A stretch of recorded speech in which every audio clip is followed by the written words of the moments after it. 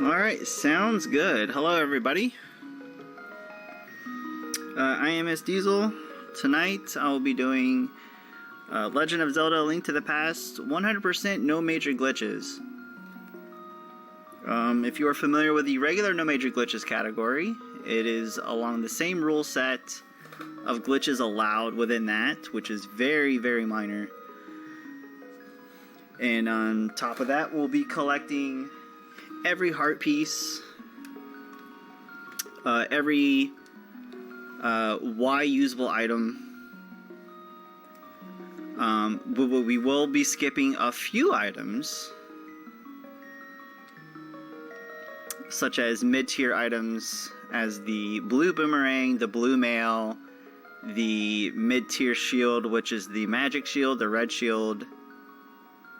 But those are like pretty much the only three items that we skip, just because they don't really add any percentage-wise completion to the game. It's a gray area, but it'll make sense once the run is started. So I'll get into that then.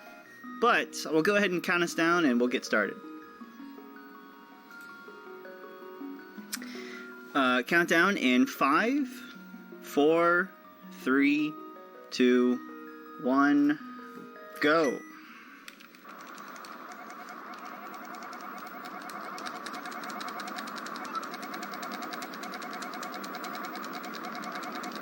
So the beginning of this run is going to be very similar to what you have seen if you have seen a Link to the Past speedrun. You're not going to see a deviation in the route itself until we get to Desert Palace, where we will then start picking up the side heart pieces within the game. There are 24 heart pieces scattered throughout the overworld and etc. that really take up most of your item gathering within 100%.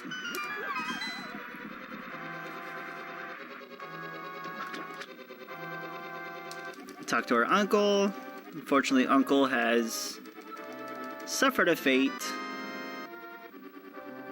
to where he is no longer able to continue on his adventure, and he gives you your equipment so you can continue the adventure.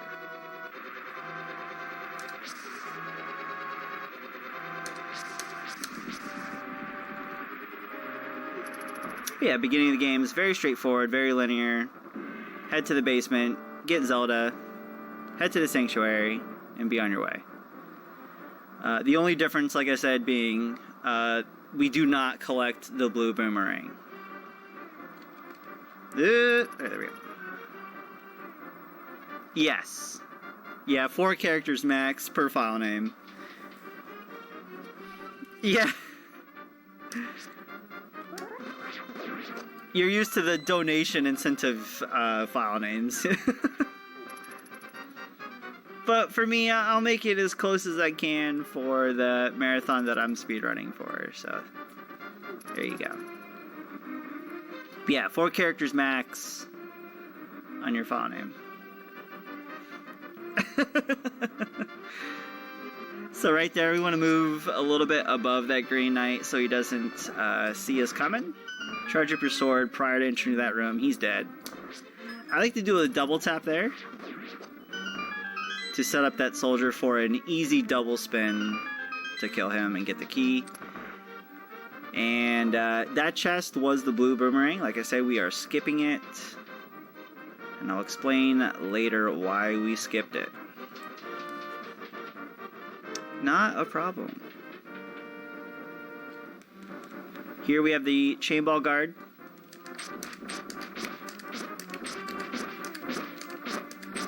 Wow. Had a couple deflections there, that's fine. The idea there is to pin him up against the wall so he can't move away from you. Rescue Zelda, grab the lamp. So that's another thing. In pretty much every category of the speedrun, you skip the very first chest in Link's house because it's faster to grab the lamp from behind Zelda in her prison cell here. So normally you would get the lamp in Link's house. It's the very, very first chest.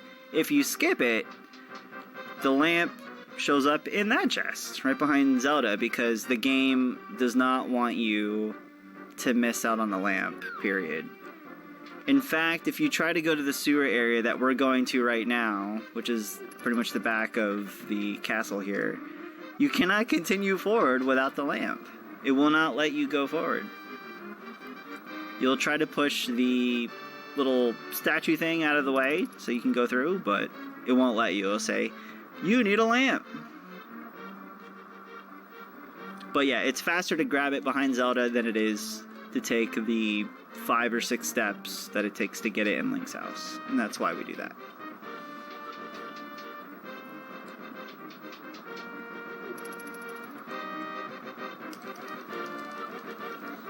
So we'll skip through all the text. Here you want to push it when it gets to a certain mark right about there. It's a little visual cue you can use on the door frame. Oh, you got my way. It's fine. Coming up is the rope room, or the snake room.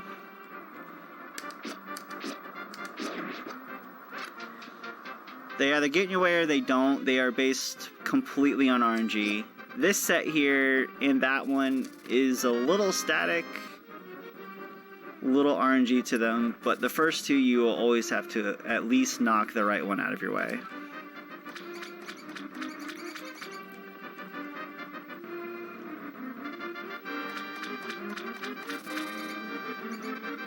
Coming up in this room, the same rat will always have the key every time you play. It's this one right here. That rat will always contain the key to progress. So the strat for this room is just head for the left and kill that rat. Sometimes he runs to the right and you just have to chase him down, but majority of the time you can just walk right to the left and kill him and be okay.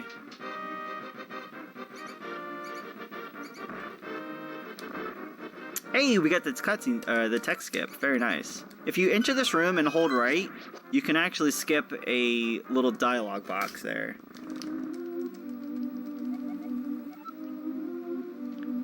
So when you walk into that room, Zelda says, one of these switches will open the door. If you hold right as you enter that room, it'll skip that dialogue box. I actually never get that skip, but for today I somehow has managed to get it. And then another dialog box will come up when you get to the switch itself, saying hold A and push down to open the switch. Sanctuary Heart, no matter what your health is sitting at, it will fill it all the way up and give you a full max health. That's the only full heart in the game for Sanctuary Heart.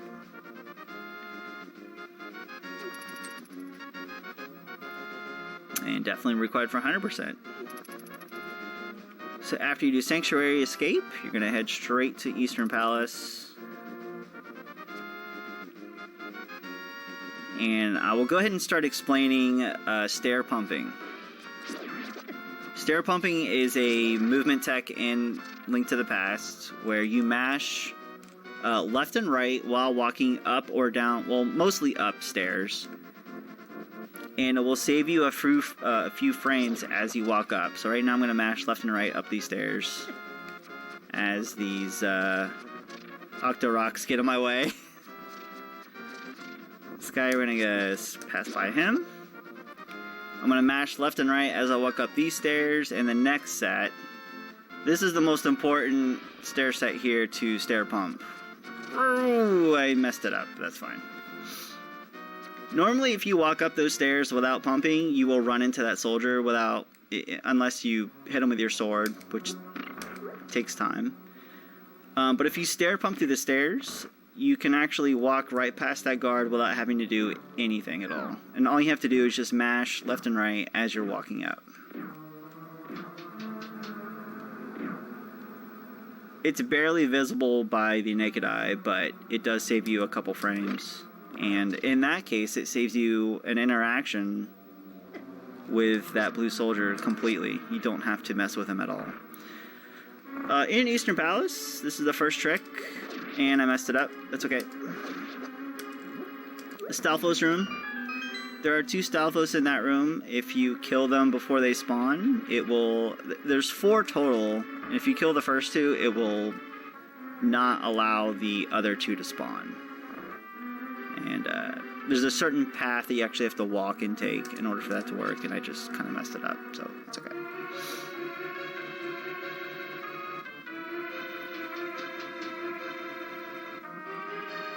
I am going to want to get at least a heart before I go into the big key room, because I need to do a deboost.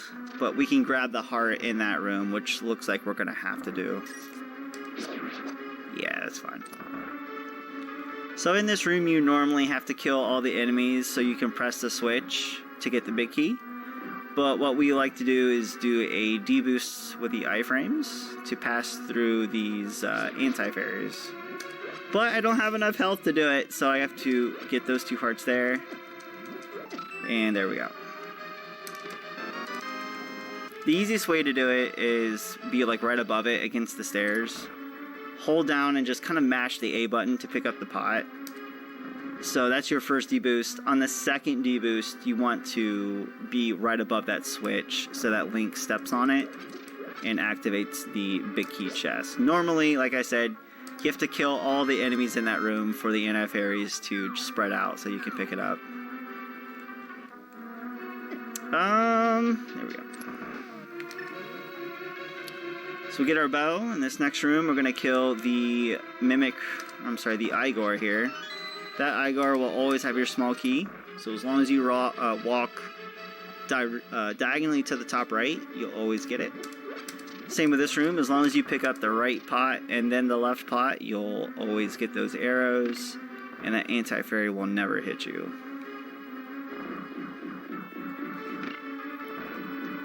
This next room, very random. There we go. Next, you want to hold out your sword and get ready for this. And then 2 arrows to each one of these guys. I like to pick up extra arrows for this fight. Ooh, I got max 30 for Armos.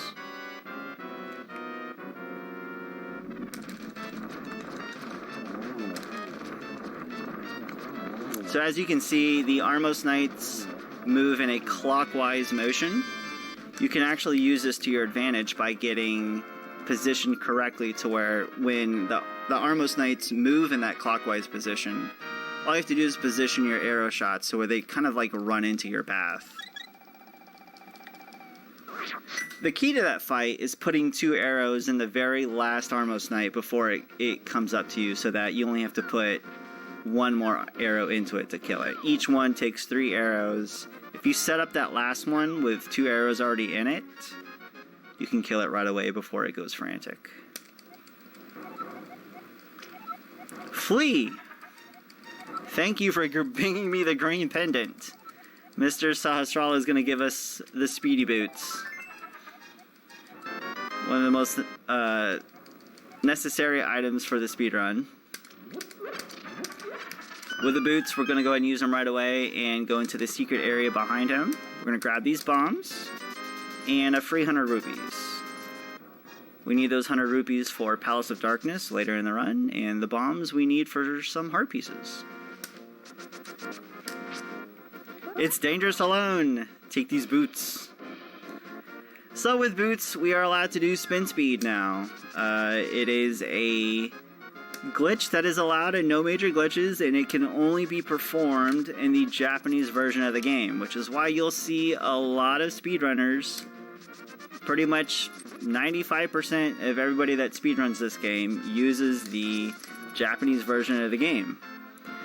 Mostly because it allows all of the useful glitches in this game. Spin speed is one of them, and I'll go over it right here.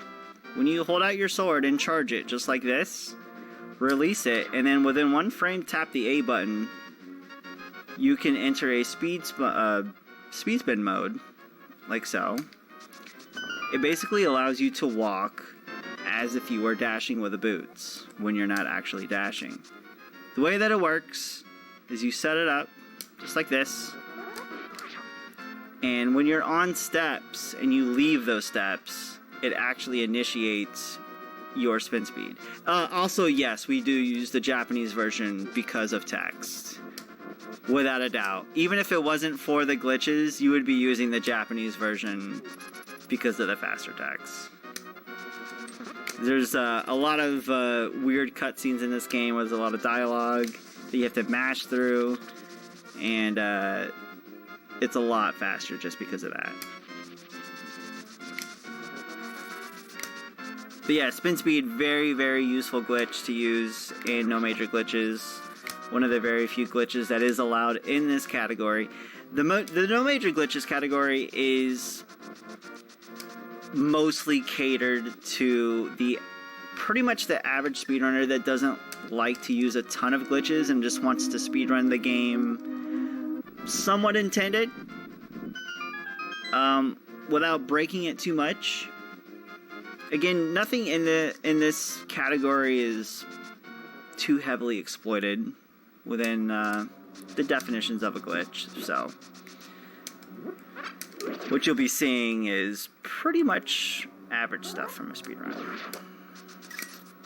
We're not going to be clipping out of bounds. We're not going to be, manipulating the memory or anything like that.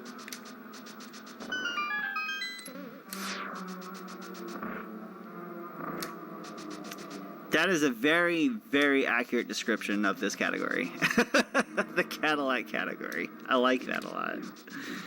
But yeah, that's pretty accurate. It's very straightforward. No save and quits as well. I haven't explained that either, but we're not allowed to save and quit to gain us time to our next area that we need to get to. So we'll be traveling from one location to the next without ever pushing the select button to save and quit. There is a category that does allow you to save and quit, but No Major Glitches is not one of them.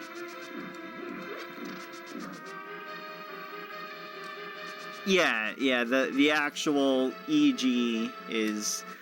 So you can finish this game in roughly 2 minutes and change when you clip through the wall and head towards the Triforce. It's a fun little thing to learn, but it's not a competitive category whatsoever. But yeah, for obvious reasons. Oh, that was a misdirection. You want to dash as soon as you enter that screen. If there's any hesitation whatsoever, you will get caught in the quicksand and you'll get stuck in that enemy there. So we're going to use spin speed right here. Hold out your sword. The second you release your spin, tap the A button within 1 frame, and you are in spin speed mode. And once you leave the steps, you'll be running like you are dashing. It's a very, very, very helpful little glitch there. Here we're going to do a key dash. If you line up with the door correctly on a specific set of pixels there, you can dash through a few doors. It does depend on your distance and the lineup.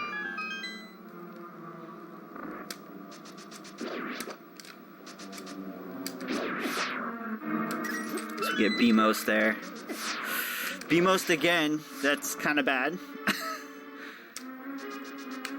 Would have liked to have a little bit more health going to Lamo, but that's fine. Should be okay. So coming up is the Lamulus fight, which is the boss for Desert Palace. Also, the major item that we get in Desert Palace is the glove, which allows us to pick up stones. So for this fight, this is one of the most RNG heavy fights of the game.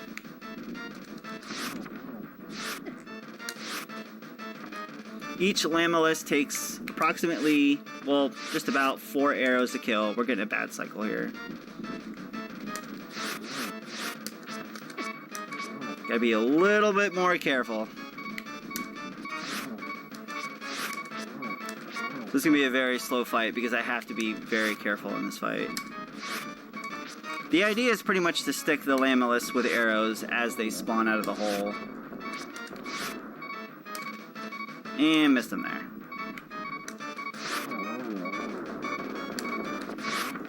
There we go.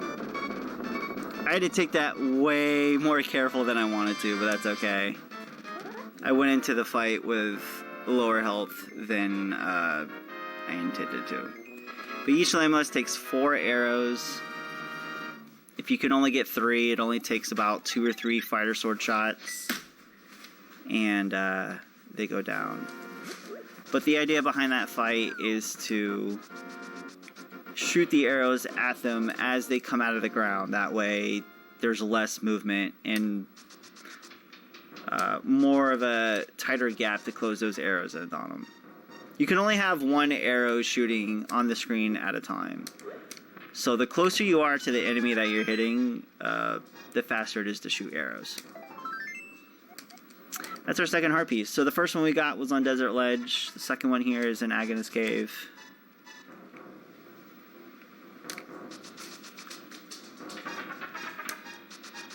After Agonist Cave, we're going to go ahead and set up for the next glitch that is allowed in this category. It's called Fake Flipper. You've probably heard of Fake Flipper before if you've seen any Link to the Past speedrun at all, whether it be a speedrun, randomizer, whatever. You probably know what Fake Flipper is. If you don't know what a Fake Flipper is, it's basically tricking the game into thinking that you have the flippers, which is an item that allows you to swim in the water.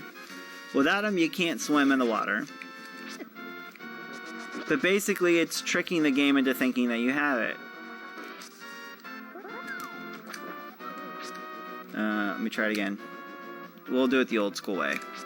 So the way that it works is you have to jump in the water and screen transition on the same frame, just like that. You can either line yourself up to the edge of a screen transition, or there's a little setup you can actually do with that bush that I messed up. But when you jump in the water and screen transition at the same time, you're basically tricking the game into thinking that you have those flippers, and it allows you to swim.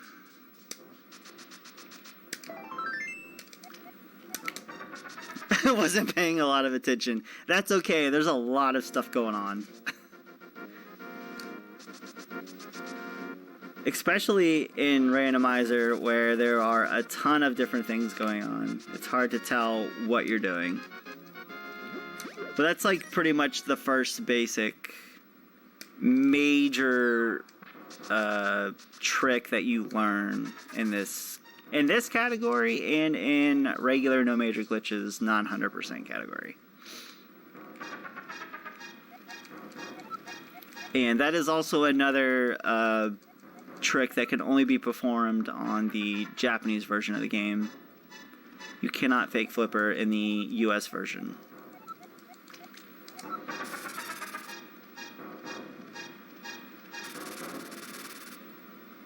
So after we rescue the old man here, we'll be heading towards Hera. He's going to give us our much needed mirror, which we can also do some really cool stuff with.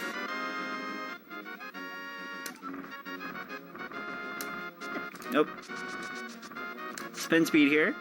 Set it up. Good to go. Oh, that was not supposed to happen.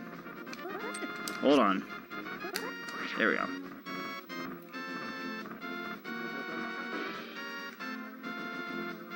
So you can see how spin speed really does help in very specific situations like this, where we're able to walk so fast without dashing. It's a big time save.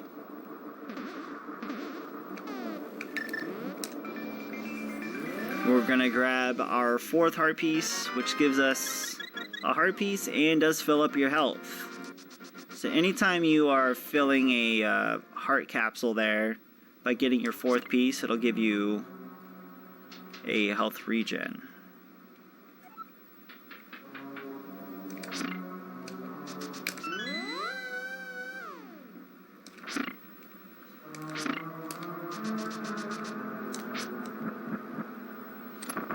Into Tower of Hera. I'm gonna do this pretty much vanilla. Nothing fancy in Tower of Hera whatsoever.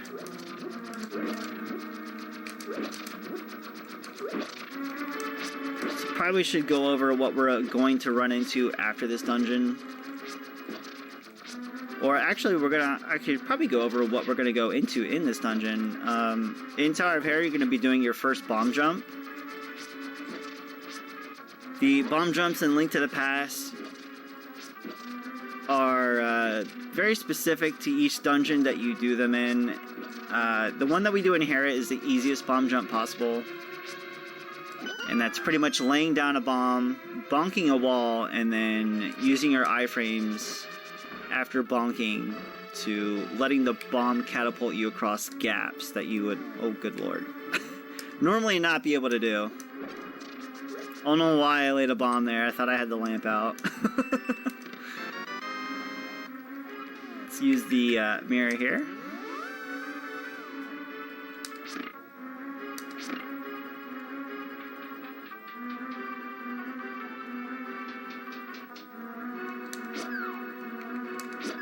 Get rid of that guy.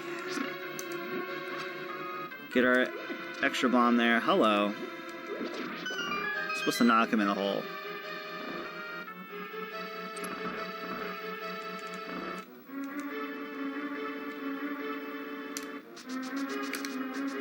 And head up from here.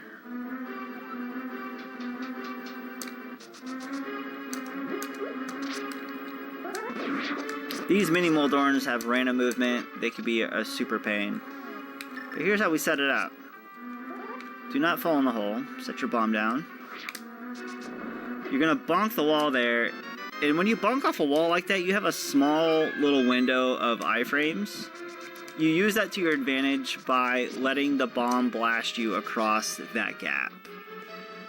You don't have to bonk the wall, but you do have to be very specific when laying down the bomb if you don't do the bomb pretty much the bonk setup.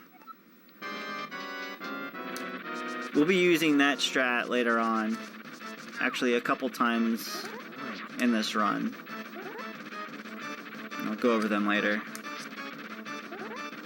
Moldorn is the boss for Tower of Hera. His movement seems pretty random, but he does follow a pattern of sorts. His location is random, but his actual movement is not. He does follow a very specific pattern. There we go.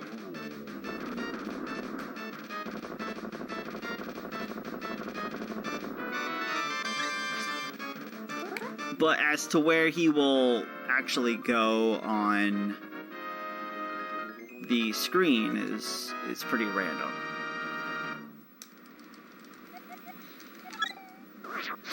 There's a pretty slow Hera, but that's okay. So from here we want to spin speed again. It's not very important if you miss it like I did there. So we're gonna head straight down here. We're gonna hop off this ledge here to grab a heart piece that is in what we call Spectacle Rock.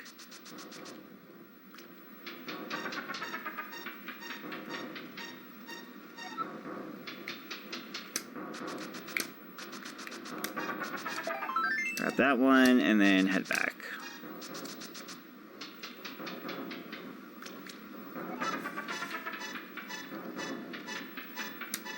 So mostly all the items that we've really been collecting so far have just been heart pieces.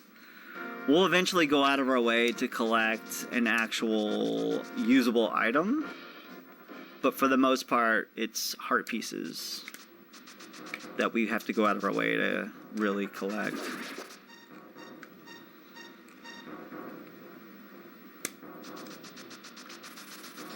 Cancel your dash there at the end. If you don't cancel your dash, you will bonk right into that hole every single time. Very pivotal part to cancel your dash. And after finishing Tower of Hera, we're going to be heading towards the forest to get our Master Sword, which we need to get into Aghanim's Tower. Hello, bird. This here's the mushroom that gives us the powder later on, but we're not going to collect it now. And the reason we don't get it on our first trip through the forest is because the mushroom actually respawns. So when you pick it up, screen transition, and then go back into that screen, the mushroom will actually respawn again. It doesn't do anything but just respawn again. So, in case you happen to accidentally pick it up on your way back, which does waste time, we don't pick it up on our first visit. We get it on our second, so that we don't pick it up multiple times, pretty much. So now with the Master Sword in hand, it really does make a pretty significant difference from Fighter Sword to Master Sword. It won't be as big of a difference attacking enemies that you'll see from Master Sword to Tempered Sword, but it does make a pretty sizable difference. So now we're going to get our mushroom, and we have a heart piece to get over here as we drop into the secret hole. And grab that one there.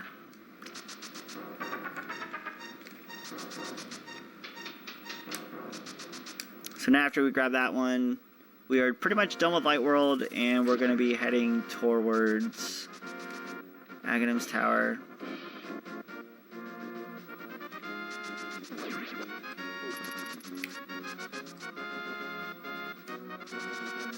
And the quickest way there is down this way. Again, we cannot save and quit in this category. It is not allowed. Yo, Fence Dash. Saving and quitting from the Master Sword location, maybe that Heart Piece location would be faster. But it is not allowed in this category. There is a category that does allow that saving quitting, but not in this one.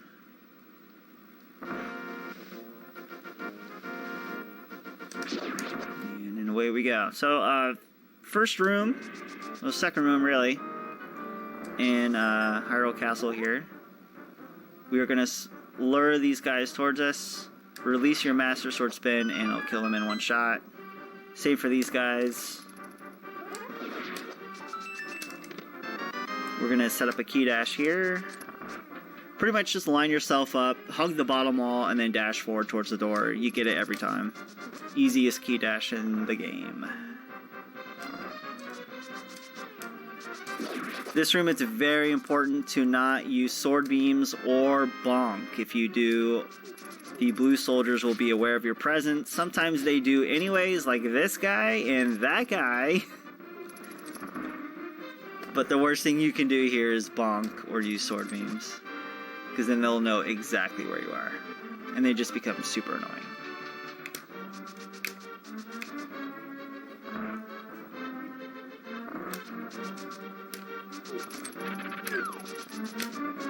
Hold your sword out through this next room. You want to kill the bottom soldier. It dies in one spin, and then just make your way out.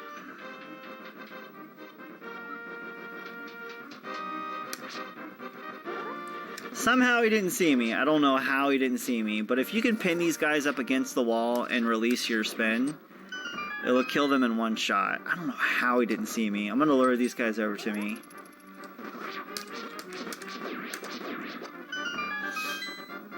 Hit this guy with 2 pots. Grab your key.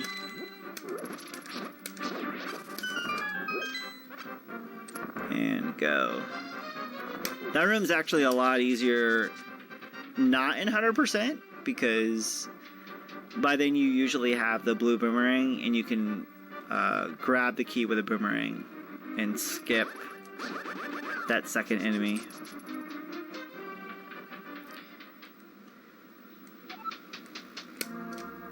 And here we come to Aghanim, who's probably the most known enemy in the game for people that have played the game and haven't. Know that he can make or break you getting a PB in this video game, because his fight is based completely on RNG.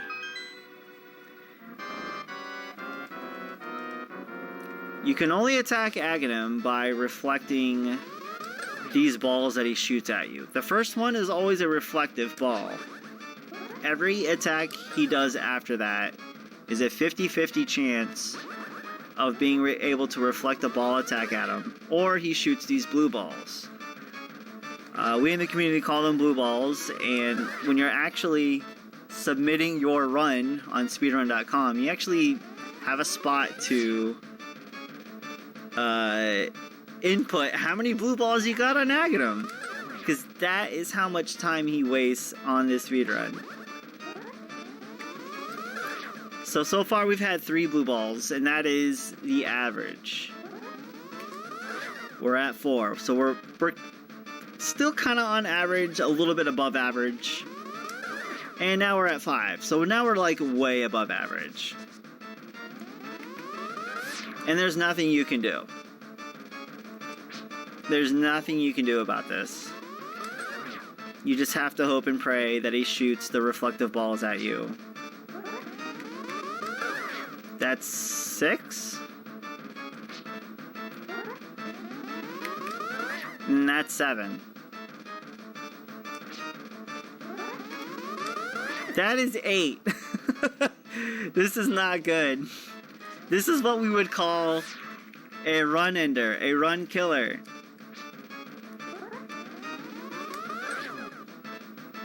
This is really what I consider to be pretty bad RNG. There we go. 8 blue balls is a lot of blue balls. Like I said, you average usually about 3 to 5 is probably average. And any more than that, you're losing time. Majority of the time, you are losing time. And unfortunately, there's nothing you can do about that. The best you can do is get to Aghanim as quickly as possible up until then, so that you have the fastest times. Yeah, exactly. Oh, there we go. Yeah, so 4th has 4 blue balls, and 10th has 6. That means they just didn't feel like grinding out the game anymore to deal with that, because at that point, like, you're at the 30-minute mark of your run in a hour 40 to 2-hour minute or 2-hour mark run. So it really depends on how many times you feel like resetting 30 minutes into a run, and it does get taxing after a while. 8 blue balls, though, that's pretty rough.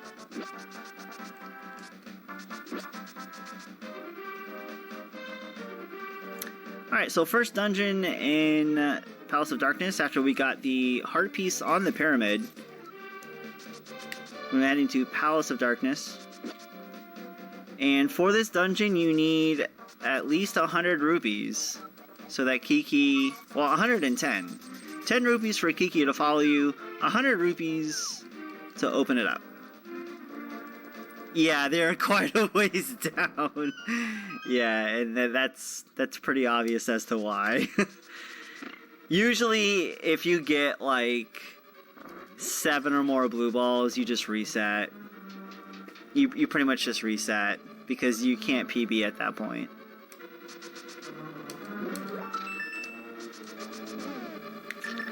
Switch to mirror on this one. So, Palace of Darkness, we're going to be doing another bomb jump here. It's called the Hammer Yump. And it's going to require lining up on a very specific set of pixels, both for lining up the bomb and taking the blast from the bomb. So we're going to take the blast from the bomb like we did in Tower of Hera, except for it is much more specific, in which you cannot mess it up at all in order to get this trick. Do this.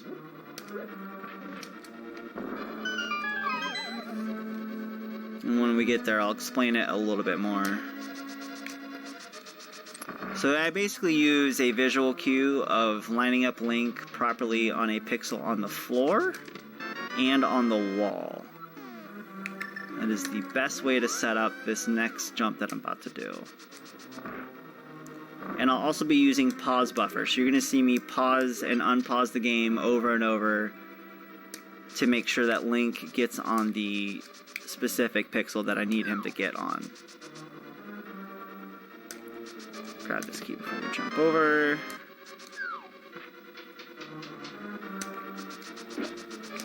So I like to set up for bomb right here. I just like to set it up just to get it out of the way so I don't have to do it later.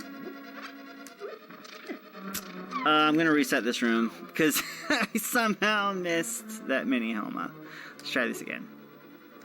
There we go.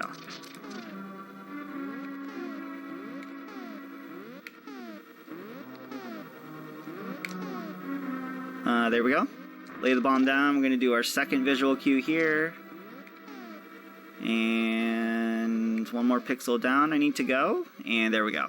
We're good. Grab our hammer that skips about a third of the dungeon that you would normally have to do by performing that hammer jump.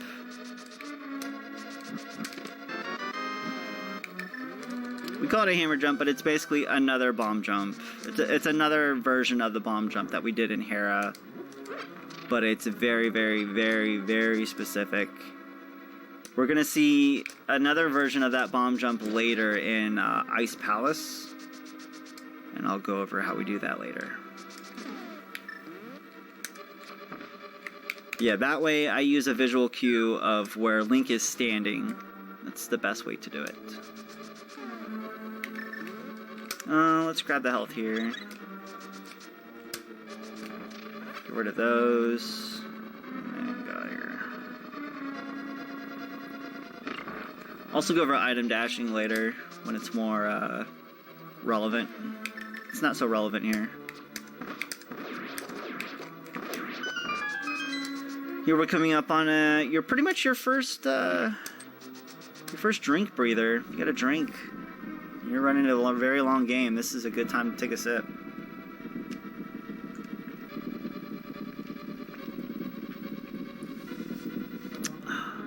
Very good. Heading into the back end of Palace of Darkness. Normally you would want to have full health here, but that's okay. Use an arrow to hit that switch. Sip emotes. It's okay. This is a perfect time to even use the sip emote. But honestly, that is a very, very good spot to just give your hands a break. It's a good 15-minute break into doing anything. So you can use that as a little bit of a breather. We're not going to get that breather until much later in this run. Oh, this is Helmasaur. I'm going to use a little bit of a safety strat here by holding out my sword so I don't take accidental contact damage into Helma. You want to use your hammer to break his mask as quickly as possible. There's a little bit of RNG to this fight. He will either shoot fireballs at you or whip his tail at you. Luckily, we only had one fireball. Oh! That was a little weird. We got really good RNG on that fight. We could have had a little bit better with his positioning. But, the worst attack you can get from Helmasaur is that he shoots fireballs at you and whips his tail. That you don't want. You want to limit him to one attack. You don't have any control over it, but yeah, that fight does come down to a lot of RNG. The best situation you can get in to where is he does not shoot fireballs at you, and you just have to avoid his tail, and he comes to the bottom of the screen. So if he gets like all the way to the bottom of the screen where the door is at, you can charge up your sword and actually spin hit him twice and kill him really, really fast. The other strat is to use the hammer. The hammer is super duper risky though, for obvious reasons. And bam.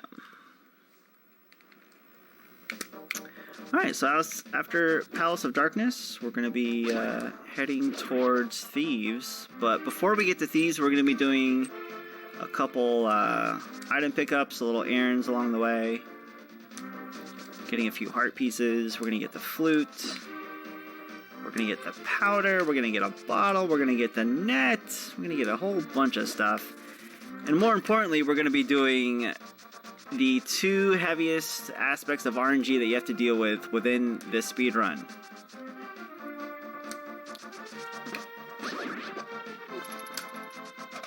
Hammer dash through that. If you hold down the Y button and the dash button, you use them both at the same time. With the hammer, it allows you to hit multiple pegs at once while dashing. That is also a Japanese version glitch of this game.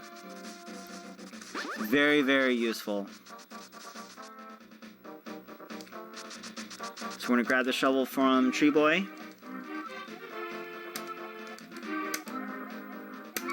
Thanks, Tree Boy. Appreciate it. Thank you very much. Go to mirror first, actually. Oof, I set this up wrong. Maybe. Nope, we're good. Maybe? Maybe? Get in there? Yes! If you pick up the flute inside the warp, it skips that cutscene where Flute Boy does his little song to the animals. We were able to skip that by being inside the warp as we pick up the flute. I thought I was a little bit too far off, but we were good. Next heart piece is down here. I like to call this the South of the Haunted Grove.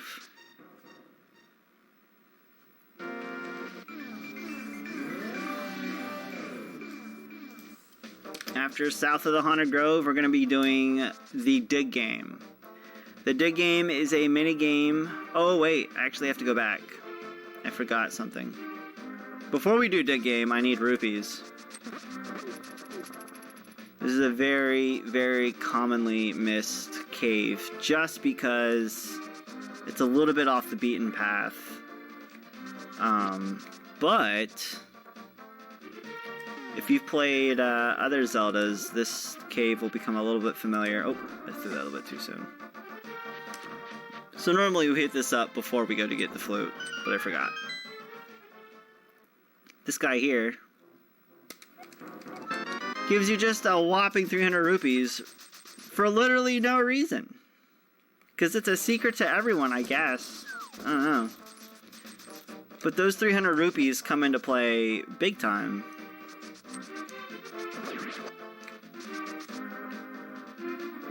Because we're going to need that money for not only these mini games we're about to do, but for the flipper purchase later. Because we do have to buy flippers. It is a required, necessary item for the speedrun. But the first mini game that we're doing is the Dig Game. The reason why we're doing the Dig Game is because there's a heart piece here. The reason why there is so much RNG in this minigame is because sometimes it shows up and then sometimes it doesn't. The biggest part of this minigame is the heart piece doesn't even have a chance of showing up until you've hit like, I want to say it's like 21 or 22 digs, something like that. Once you've hit that set number of digs, then the possibility of a heart piece comes up. And it's not guaranteed by any means. So we didn't get it there, which means we have to reset the screen and then go do it again. This and the next minigame that we have to do, it is very off-putting to a lot of speedrunners because it is 100% complete random. Whether you're going to get it in 1 dig, 2 digs, 3 digs, 4, 5, 10, 15. It would be very lucky if it got that high, but it is 100% possible. A lot of runs die here. Hey, second dig. Second dig. I will always take second dig. That is very good RNG.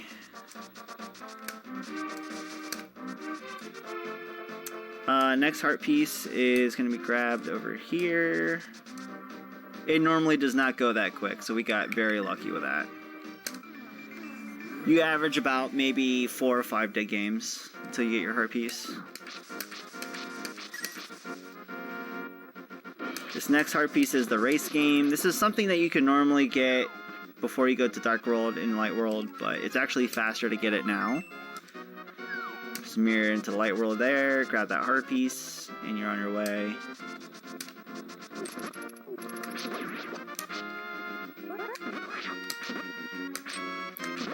Go away.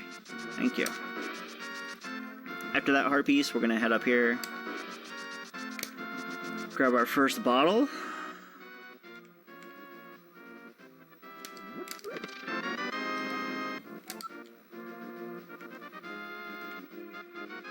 And then we're gonna take that bottle right up here to the Sick Kid. Sick Kid gives you the net once you have a bottle in your possession, which is conveniently to the house right below him. I mean, that's convenient for the speedrunner and the casual player. And then we're going to activate our flute. Get your salutes up.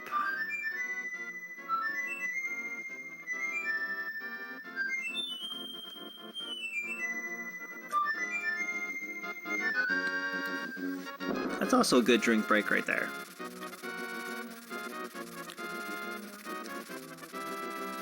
Upon immediately getting our bird and usage of the flute, we're gonna fly to spot number 2. That mushroom that we picked up way back in Light World, we're gonna use it here. We're gonna set up a neat little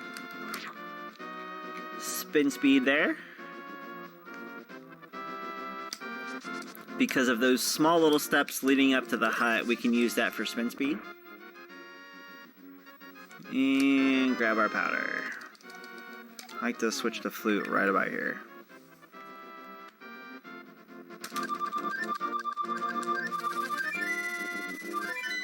After you grab your powder, go back to Kakariko. And we're actually going to head up to Blind's Hut.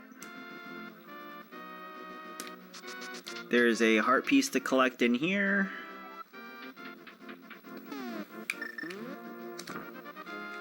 Nothing to grab down here. These are all just like red rupees and arrows and stuff that you don't need.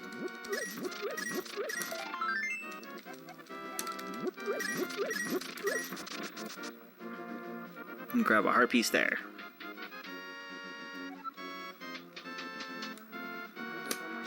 The next mini game that we do will be back in Dark World again, and that's the chess game.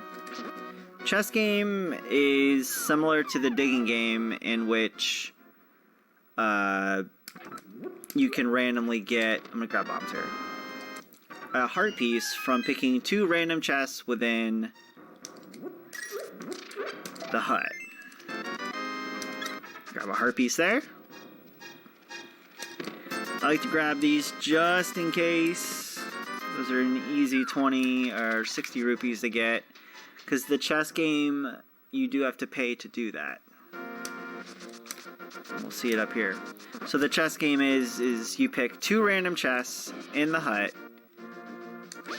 until you get a heart piece. And that is completely random. It is just as random as the dig game. So not only did you have the dig game to worry about of getting that heart piece and how long it could possibly take, you have another mini game to worry about with the chess game. Not only have to worry about how long it takes, you have to make sure that you have enough rupees for it. Because each reward you get out of it, if it's not a heart piece, it could be an arrow, it could be a bomb, it could be like a 10 rupee get. It could be pretty frustrating. So pay this guy 30 rupees, open 2 random chests. These are the 2 fastest ones to get. We got a bomb and an arrow. And you gotta do it again. Another 30 rupees. A bomb. Another bomb. You want to hope for rupees if you're not going to get a heart piece, obviously. Bombs and arrows, it does nothing good. There's a 50. And a heart. So that 50 made up for a little bit. But we do need to keep an eye on our rupees now. This is number 3. Or 4. I think we're already on 4. Now we're going on 5. So we had second try did game, and we're going on 5 for chest.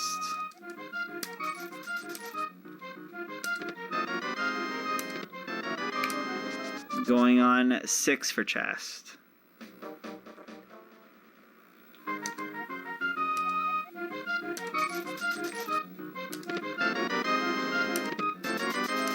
Going on 7 for chest.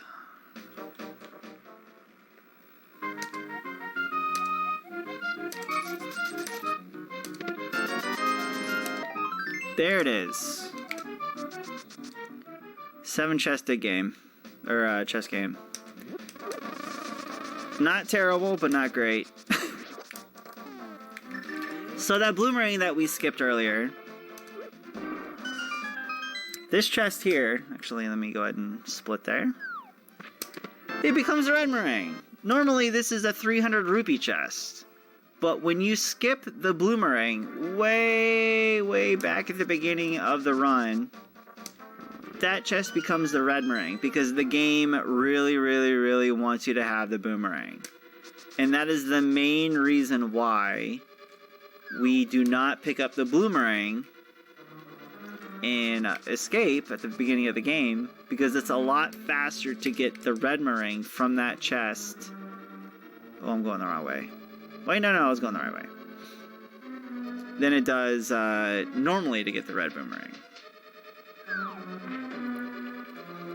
This game is really weird when it comes to items that it wants you to get, and when you don't get it, it forces other chests in hopes that you pick it up and get that item. So that is the main reason why we don't get the blue boomerang in the beginning of the game, is because we get the higher tiered of it right there. I've had a lot of people say, well, it's not 200% if you're not getting the blue boomerang and you're just getting the red boomerang because it's more convenient in that location. Well, it is true, but this game doesn't actually track your item progression. It has no percentage of it.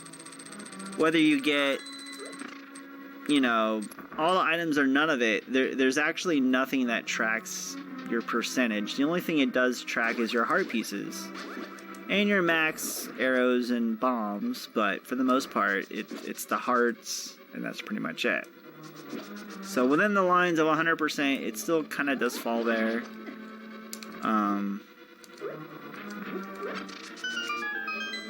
But I do want to say that I believe there's a separate category for actually getting true 100% of everything.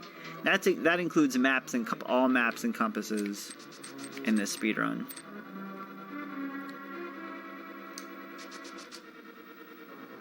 It's a niche category, but it does exist.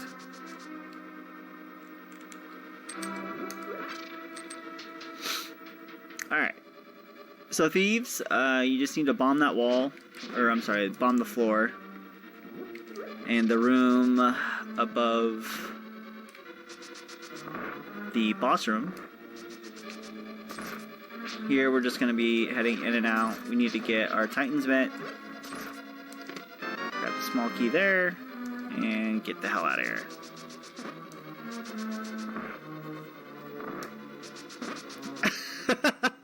It froze on a moment that wasn't that important, so it's okay.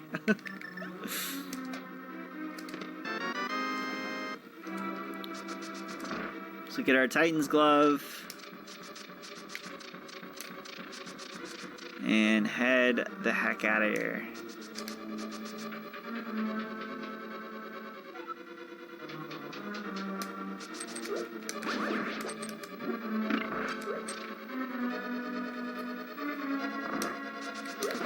Yeah, no worries. Nothing important was missed. So blind is a pretty scripted fight, as long as you do it right. No matter what weapon that you use to attack blind, blind will always take 9 hits total, 3 per phase. 3 phases, 3 hits per phase. We're already on the final one now. 1, 2, 3. Probably one of the easier fights you'll come to within casually and in a speedrun. You just have to attack blind very fast to make sure that you don't get damaged a lot. Got AFK, sounds good. I will hold down the fort. And again, through these cutscenes, just mash buttons to skip text as fast as possible. There's no skipping these things. You have to mash your way through them.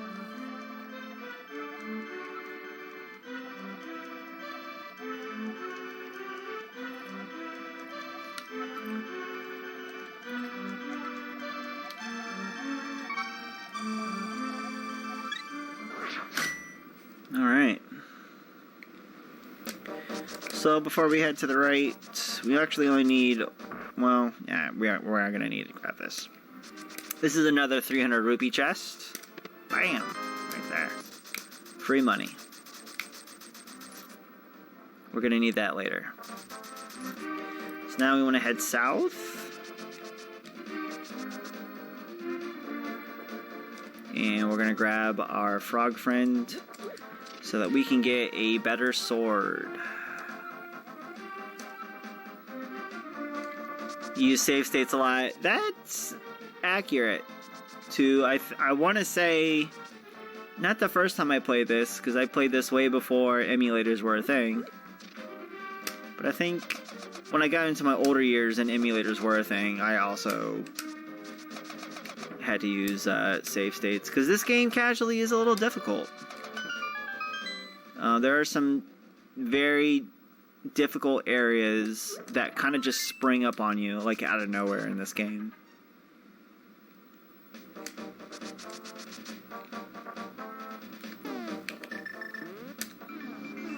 I remember struggling as a kid in very specific spots, so I definitely feel you there.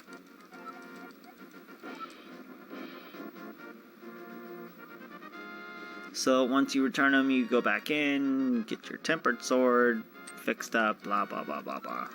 But while we're waiting for our tempered sword to get fixed up, we're going to be grabbing half magic and a bottle. Actually, we grab the bottle afterwards, so it's fine. Grab it before or after. Actually, I think it's better to grab it before. So we're going to grab this purple chest, and then we're going to mirror behind the peg. Hop down into the hole, and then we can get our half magic, which is required for 100%. That.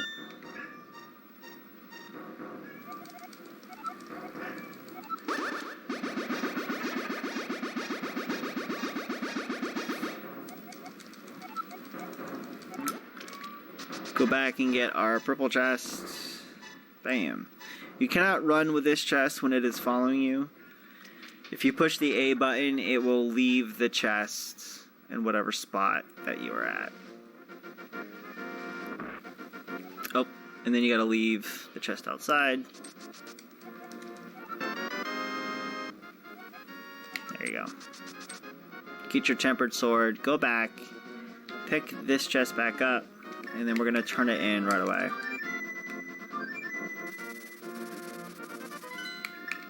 Fastest way is to 7. Oh. There I go, trying to run with it. Cannot run with it. There's a way to run with it, but it's a very specific glitch that you have to use with a hook shot, and we don't have that yet. Talk to this guy, he'll give you your second bottle. Or third, actually. I still need to go buy the other one, which I did not do, because I am silly. There we go. There's our third bottle. I was supposed to buy that before Thieves Town, but whatever, it's fine. I also need to capture a fairy. But we can do that in Skullwoods, which is the next dungeon we're heading to. We need to capture a fairy to get an item later. And I'll go over that when we get to it.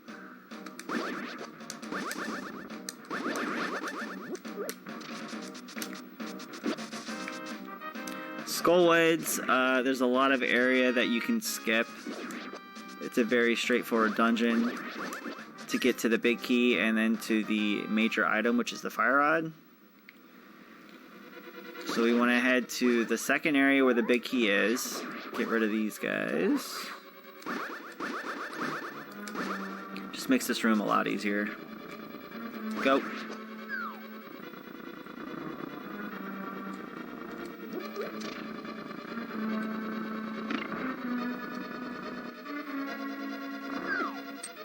That was a little close. Grab the big key and then mirror out.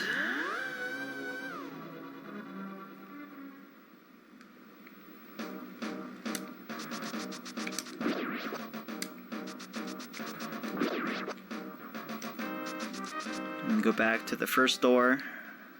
We're going to do another bomb jump here. This one is pretty much exactly like the one that we did in Tower of Hera. Line up your bomb, bonk against the wall, use the blast to carry you across the gap. Saves you from taking the intended route, which is going all the way around the backside.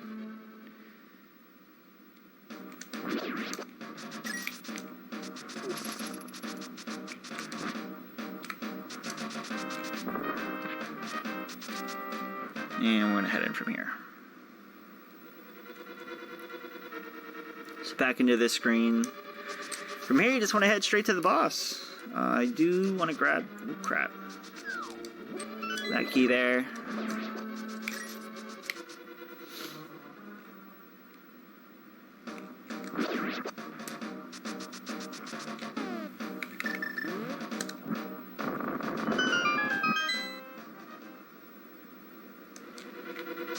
From here, if you hug the left side wall, you'll key dash that door every time. No setup is needed, just hug the left side there. Get rid of your Gibdos. I'm going to try to capture a fairy here really quick, so I don't have to worry about it later. I think I got it. There we go. Very nice. So we're going to need that fairy for later on in the run. Not too further later on, but just a little bit. This Gibdo always has the small key for this room. Just got to kill him as quickly as possible. Oop. And then we have Mothula.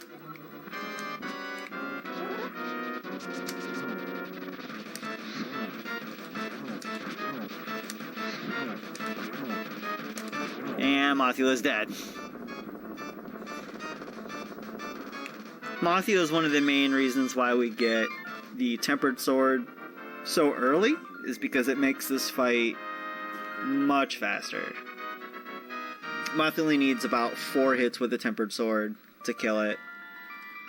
And if you're using Fire Rod, it goes down even faster than that in combination. But the Tempered Sword does so much damage to Mothula that we grab that before heading in there. It's totally necessary.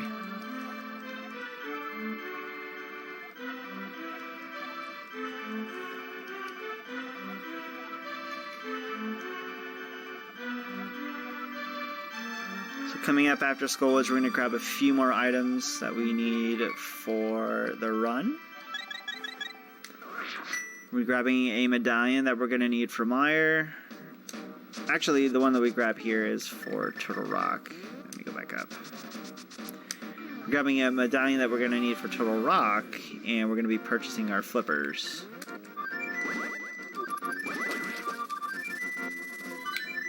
Fastest way there is to 4. I'm going to head up from there.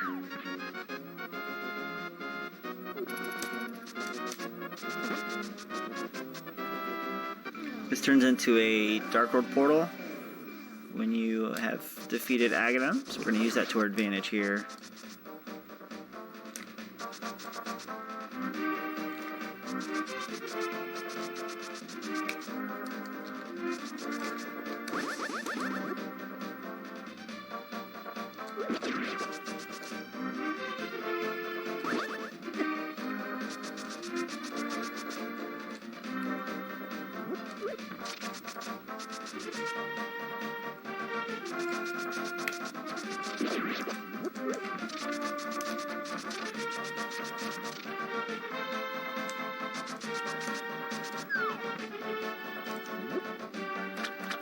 Throw a bush or a rock into the circle will get you a Quake Medallion.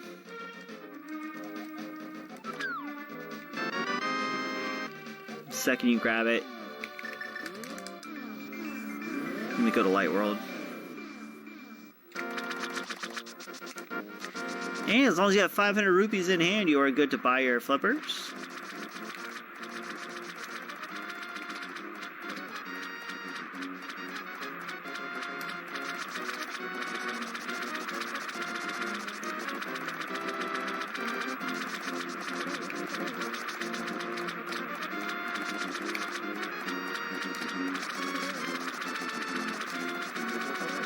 There we go.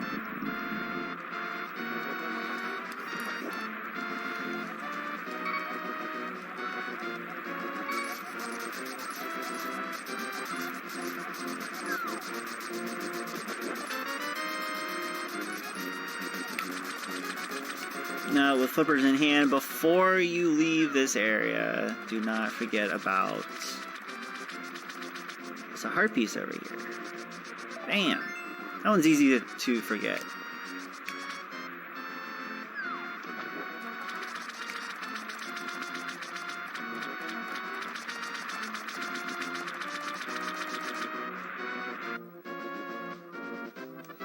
So we're not going to take the Dark World portal back. We're actually going to take...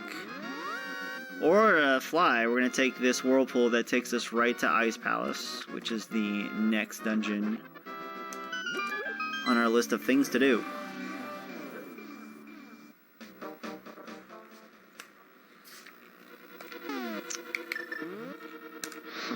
Take care of that guy right at the start.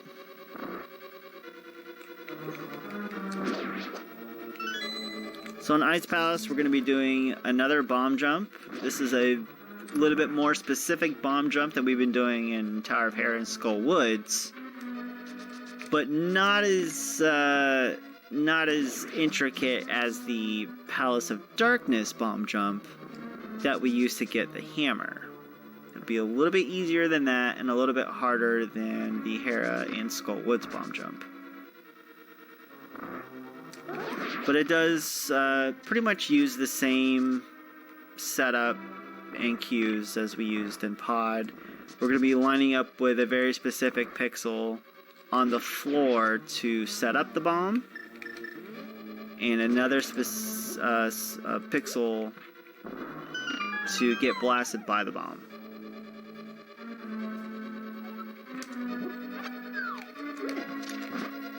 Somehow did not work. That's fine. We'll do that again.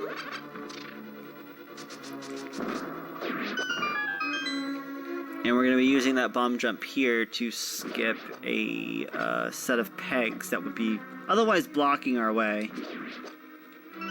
Just grab a key there. We need to hit the switch first. I'm taking a lot of damage.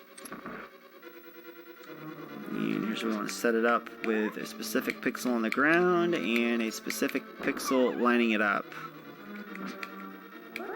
Yeah, I need to actually get this on this try or I have to use my fairy, which I don't want to do.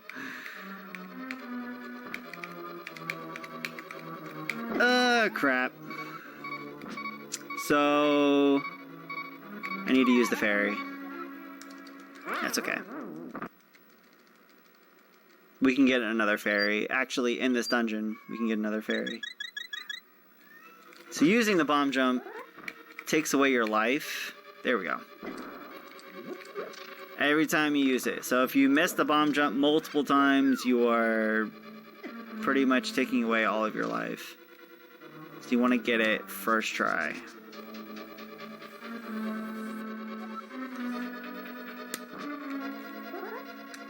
which I normally do.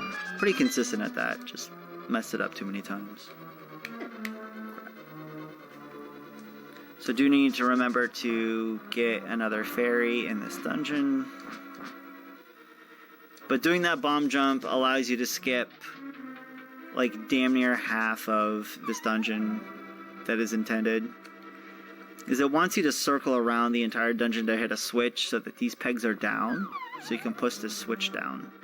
By bomb jumping, it skips that requirement completely. I'm gonna go up and do this. I'm going to try to capture it, but we did not. Does that anti-fairy respawn? I think it will if I go up the stairs. Yeah, let me do that. That doesn't help. That was a dumb move. It's fine. Just drop down. But now I should respawn. Here we go. The key here is to not collect the fairy, but to catch it. Somehow that powder did not hit it. Let's try it again.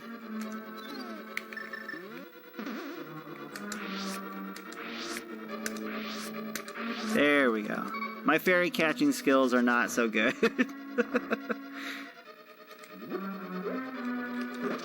I'm gonna push the switch on that and go down. But getting that fairy is totally necessary for actually immediately after this dungeon. Because we're gonna be doing a ton of deboosting that we need that fairy for. Going into Cold Stare, you're gonna switch to your Fire Rod. Set up for this fight.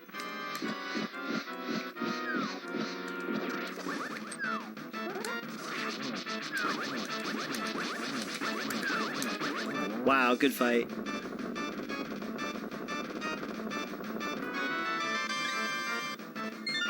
I'm usually a little bit iffy on that fight, but we had a good setup there. So the idea there for that fight is to corner Cold Stare to the top right.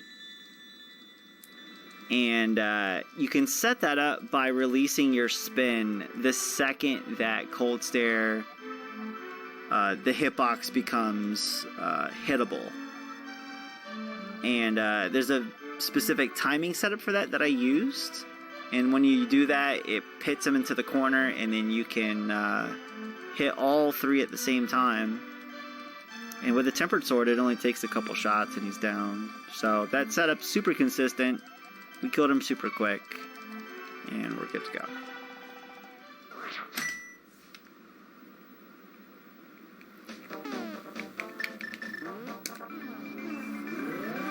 So after Ice Palace, we are going to actually fly on up to Death Mountain.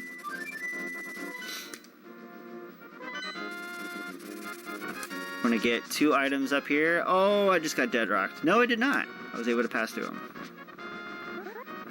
Getting dead rocked is the worst thing that could happen in this game. Minus the bad RNG.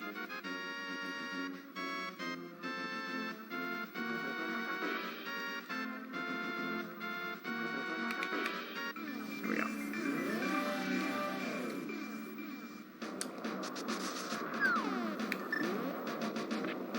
I'm going to hop down here, and this is where we're going to get the Cane of Burna, which is the main reason why we needed that fairy before, is for this room right here, so we can just deboost, deboost, deboost. Take a death here and use that fairy. You can get to this room without needing the fairy, but your movement has to be perfect. Grab the Burna. Set up a spin speed there, equip your Burna, so that way you can use Burna and spin speed at the same time, and you're out. So almost done. We need to grab one more item, the other medallion. Needed to open a dungeon, which happens to be the dungeon we're heading to next.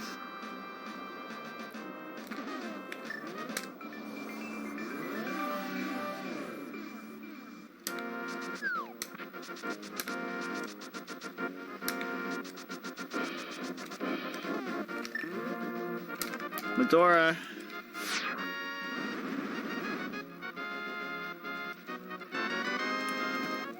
Get to the Ether Medallion. You need the Ether Medallion to open up Misery Mire. So it makes sense to combine the Cane of Berna and Ether together. Before we head into Mire, we're going to hop into this left shed.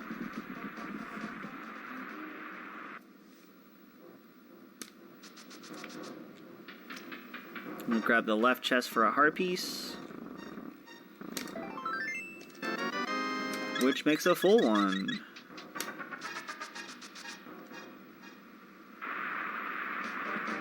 Then we're going to head into Mire afterwards.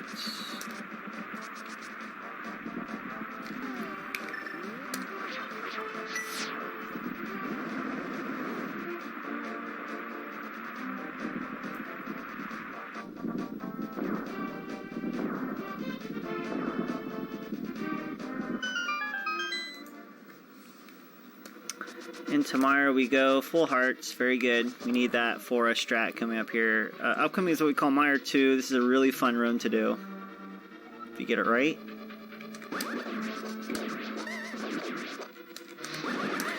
Got him. Wow, really good room.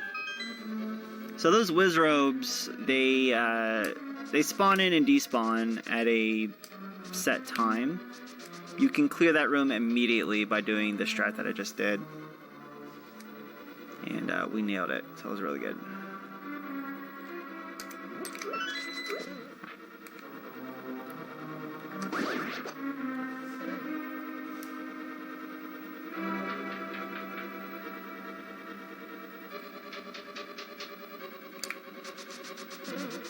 But Mire's pretty...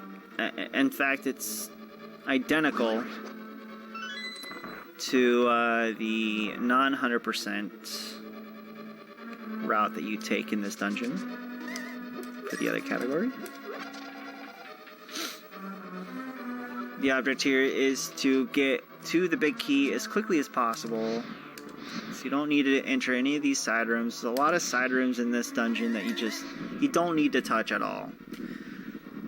You just need to head to the big key and then head to get Cane of Berna and then go straight to Vitreous. No need to dip into all the side rooms, which have, you know, the map compass, or a bunch of rooms where there's just enemies in that you don't need to mess with whatsoever.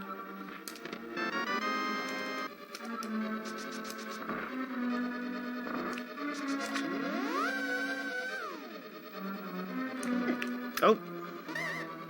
It's okay. Ow.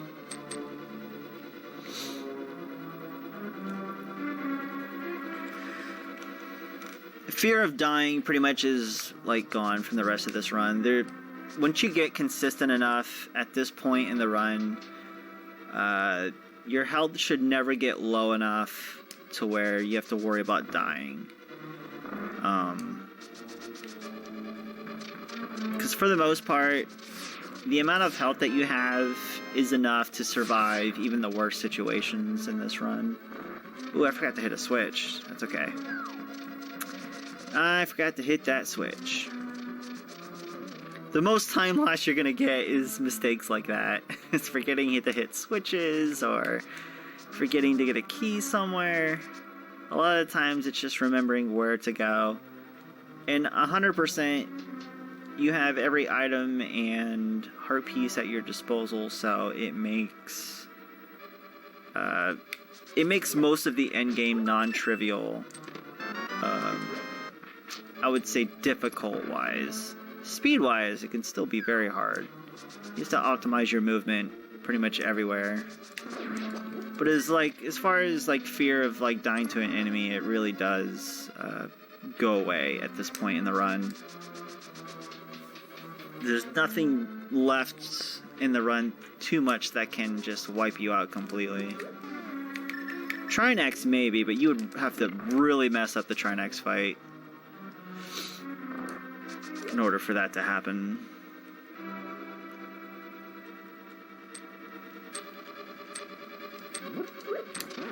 Set up a cane dash here. Item dash to get that. Very good. Y and dash at the same time. I actually did need to hit the switch. Because I forgot I never hit it to begin with. That's just muscle memory right there.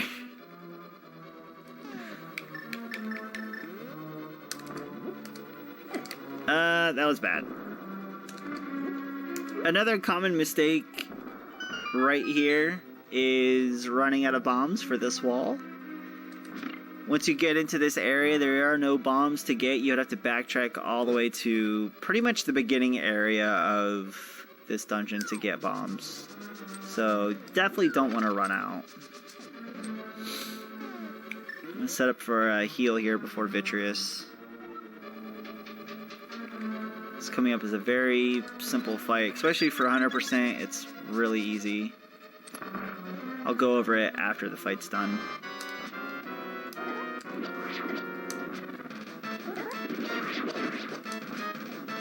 How did that eye survive? Oh, there he is. Now he's dead.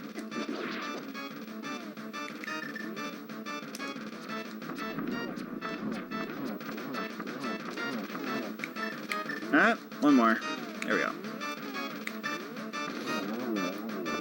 So in Vitreous, this outside area here that you see, the more shallow little goop, it gives you damage, but not knockback damage. So it gives you iframes. So you use those iframes to get inside the darker, slimier area, which does give you knockback damage. So you use the non-knockback iframes there to get inside the eyes and release your tempered sword spin. You do that twice inside that little pocket there on the left and right hand side, and it kills those eyes pretty quickly. You just do it for both sides, 8 arrows to the main Vitreous eye, and then you're pretty much done.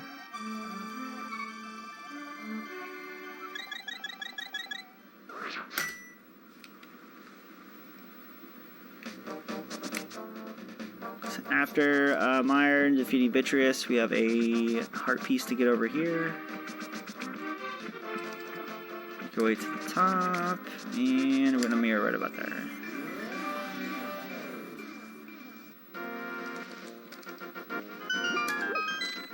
Oh damn, well I'm glad this is the last run too, so you can get some rest. Hope your headache goes away. Yeah, it's going not too bad. I didn't need to hit that portal again, actually.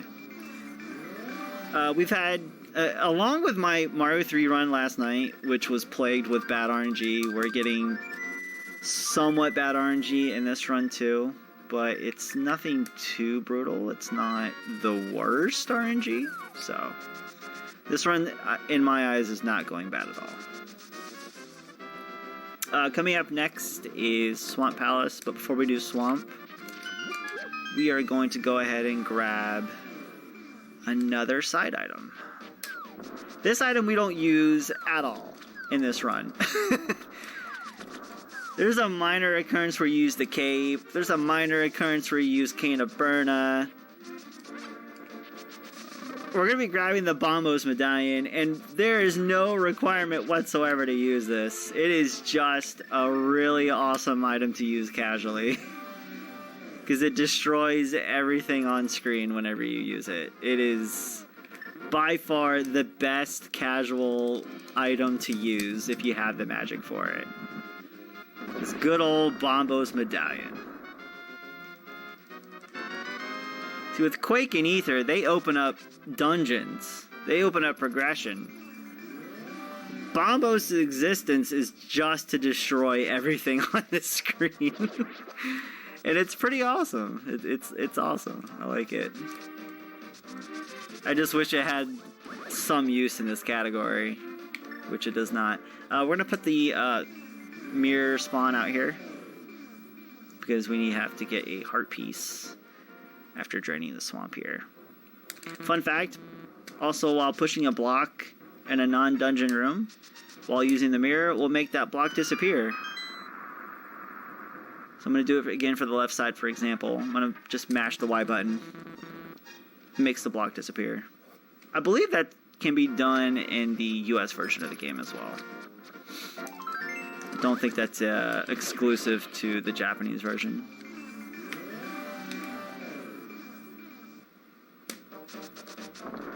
But yeah, that's pretty much an easy glitch that anybody can perform. If you feel like doing a glitch in this game, that's super easy.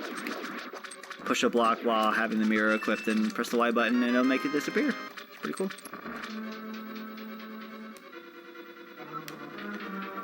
So Swamp Palace is the second intended crystal dungeon of Dark World, meaning all the enemies are not dangerous. They die within a hit or two. Very linear dungeon. It's probably the most boring dungeon because of how linear it is and how not dangerous any of the enemies are. You get out of my way. Thank you.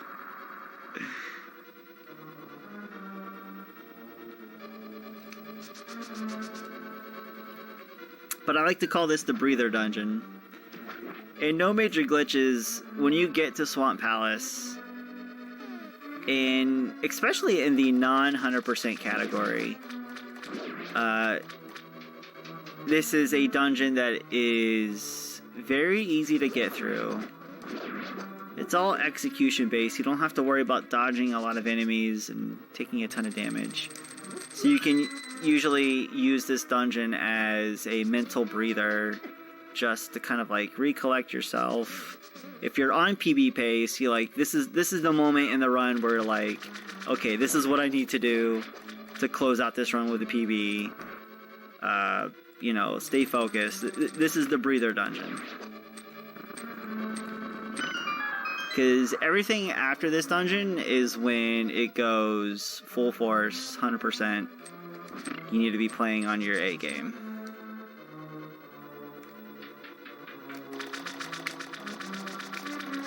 Because you're intended to have the hook shot for every dungeon that we've done so far, but it actually hasn't been a requirement. Minus Ice Palace. There is a room in Ice Palace that does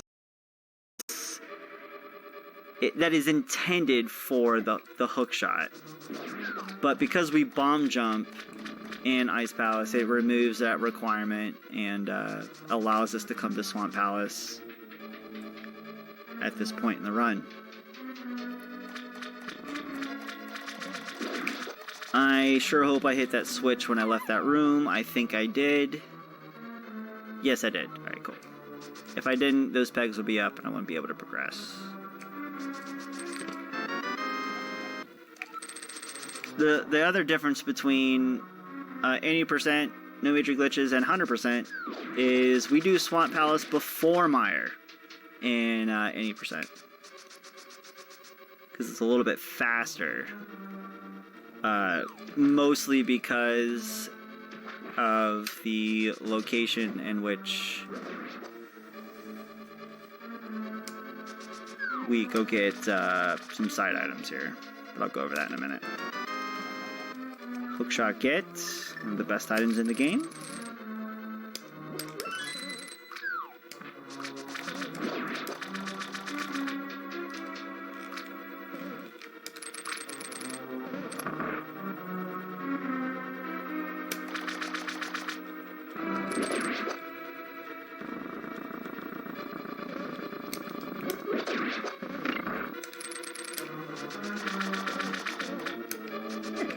Oh boy.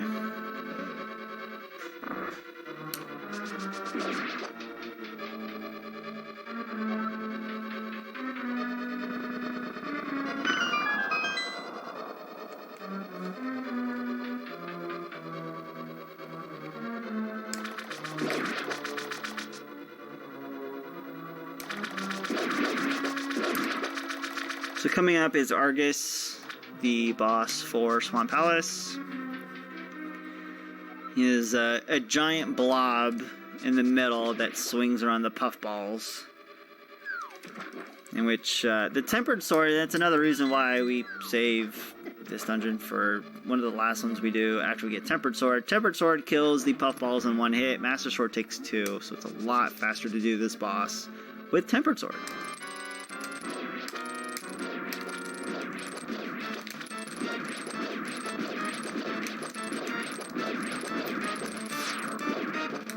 So it pretty much goes without saying, close the gap in between you and Argus so that the hookshot has less distance to travel, and grapple the puffs so that you can quickly hookshot and attack those puffballs as fast as possible. And that's pretty much it. Nothing too special. There's a little bit of a faster strat to that fight, but it's super difficult. It uses the boots, and the more safer, consistent strat for that fight is just get as close as you can to Argus and attack away.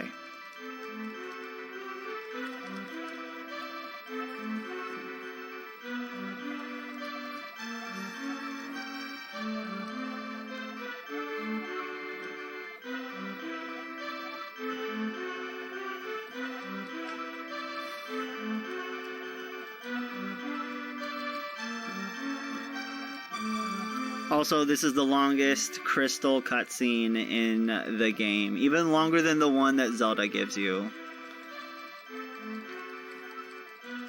So you're doing a lot of mashing here.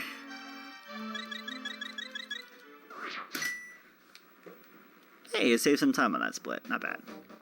Alright, so after Swamp, we're going to head to the right here.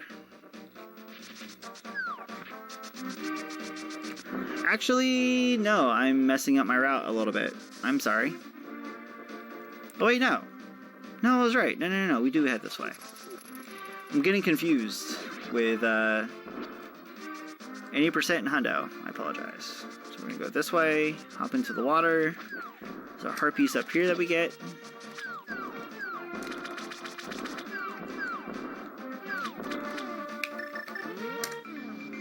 Do that. Lake Hylia Island. We're gonna grab that one there.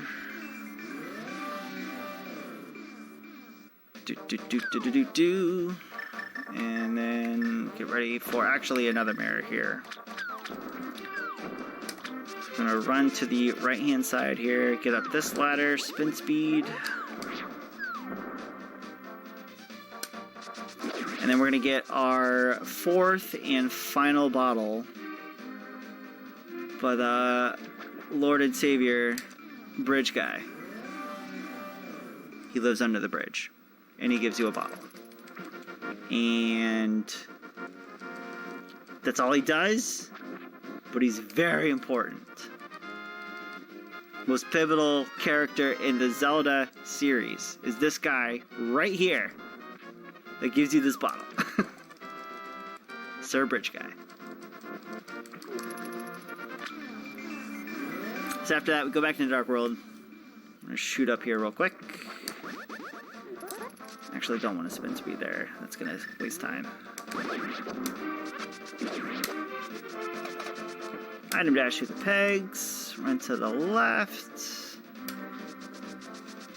And this is where we are going to pick up the strongest weapons in the game by purchasing the big pink bomb.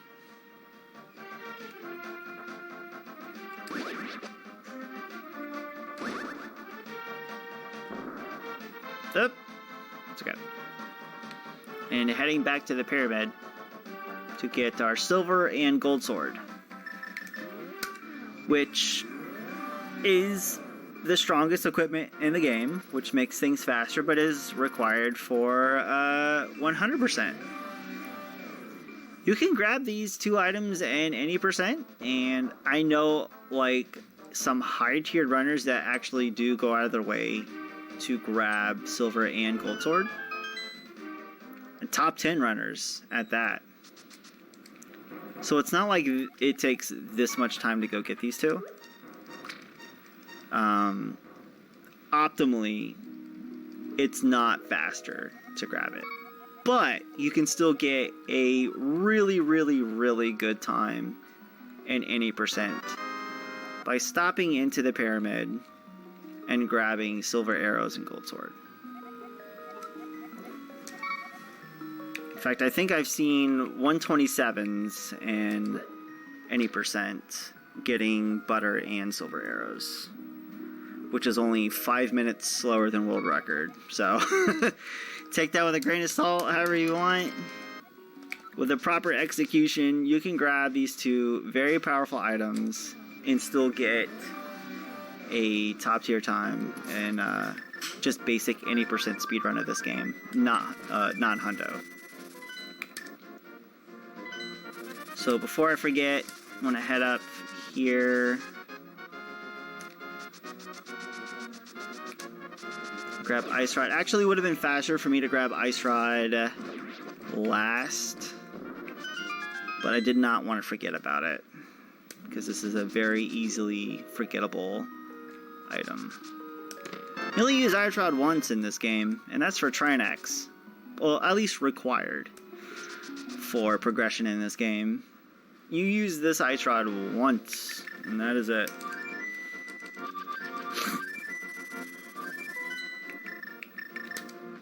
So I did mess up the routing a little bit. We'll go back to 4.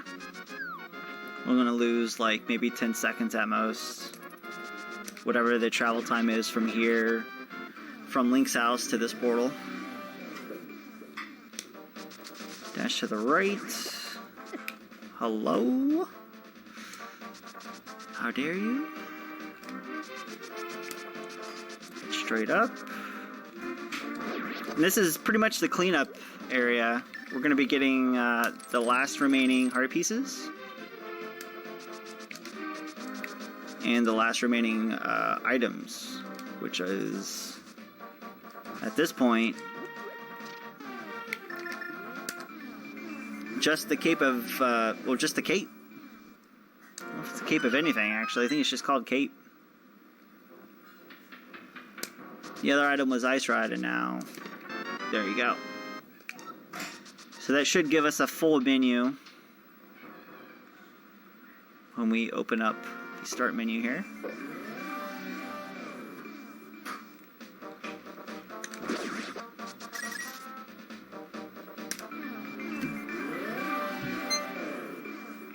We have a heart piece in this cave to grab real quick.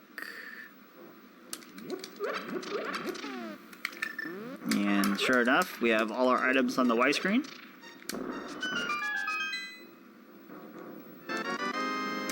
Da-da-da-da. So that means we have 4 more small heart pieces to get.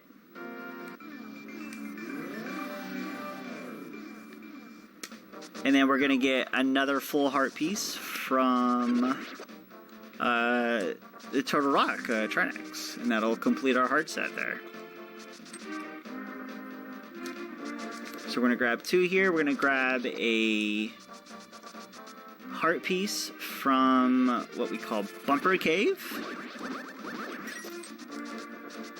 Mostly because there's a bumper in here blocking our progression that you need the cape to get through, which is why we get it at this very specific point in time.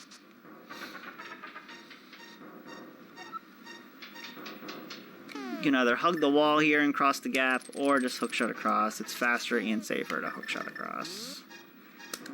Use the cape to get past that. That is the bumper,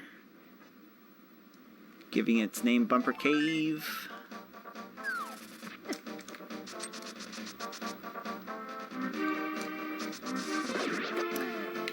After you've done that, you want to go into Light World in this area, and you want to bonk this tree. It's a lumberjack tree. This becomes unlocked once you defeat Aghanim in Light World.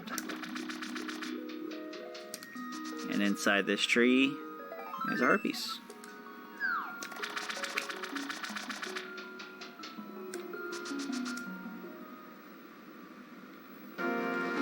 After you pick that, gotta love that sound. It's so nostalgic. I love it too.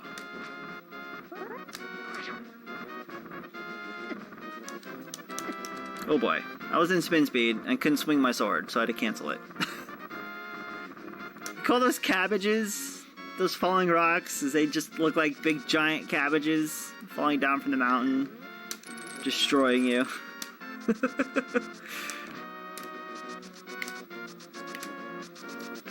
And on our way to the final crystal dungeon of the game, we have all of our usable Y button items collected.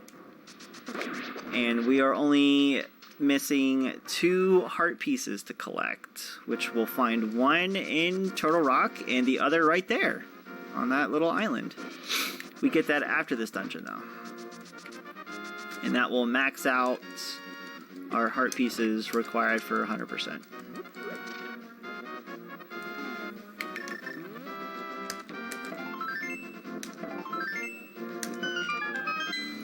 We'll also be collecting the mirror shield, which can be found in Turtle Rock as well, which is the highest tier shield that you can get. So we skip the magic shield, and we skip the blue mail and the blue boomerang in this speedrun, because we can grab the higher tier later on in the run, which saves us time.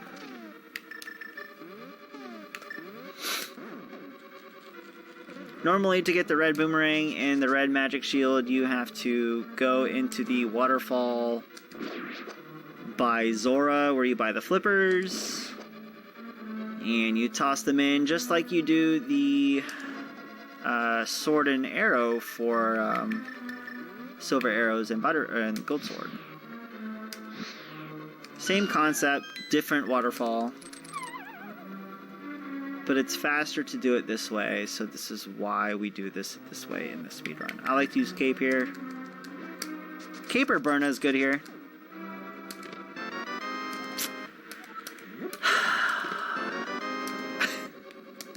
I picked up a chest I wasn't supposed to pick up, but that's fine.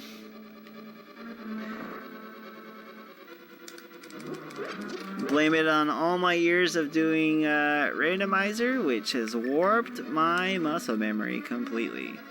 I don't do randomizer anymore, so I'm like getting back into the muscle memory of vanilla, but it still happens from time to time.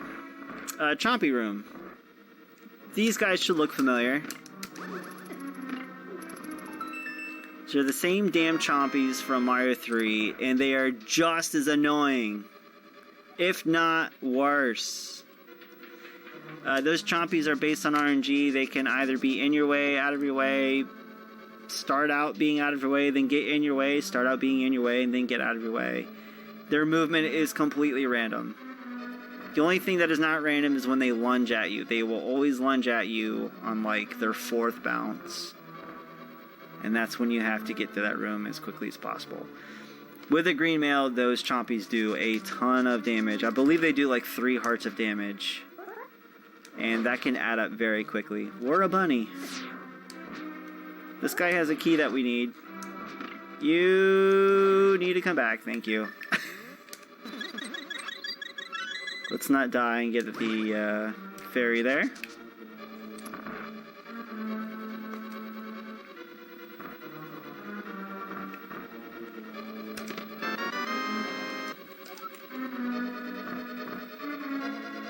You want to backtrack. Do not take that bottom pipe. It is a waste of time.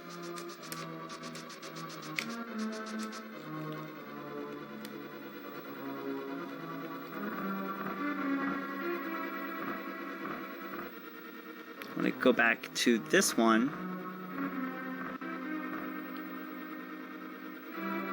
Normally we can head straight right and skip the bottom room, but because we need to get the mirror shield, we need to go this way.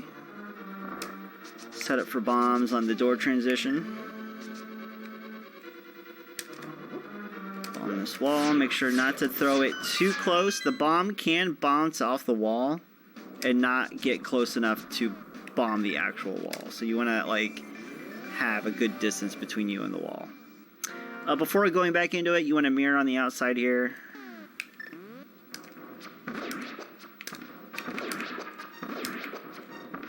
We can actually just like this. Reason being is there's a very important item here. heart piece. That is our second to last heart piece.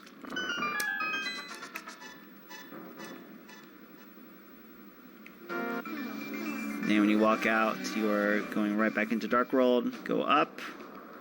We get our mirror shield here.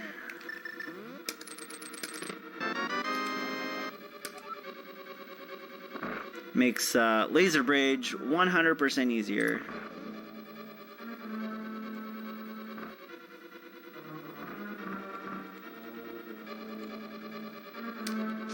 This looks like a bombable ball. You can actually dash into this one. Bonk over the roller, set up for Kane here, like that, and go. It's a pretty easy setup.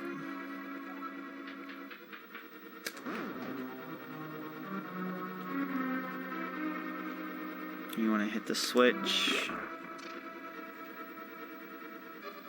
And then the shortest path to the door is the one we're taking here.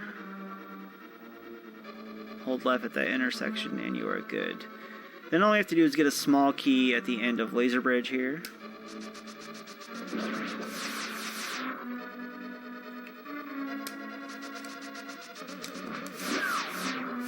Oh, what just happened there? I don't know. That was very weird. I don't know why I fell off. Grab that key. And then head back up.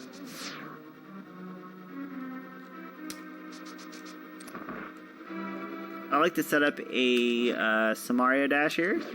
Set your block there, and then Y item dash. There you go.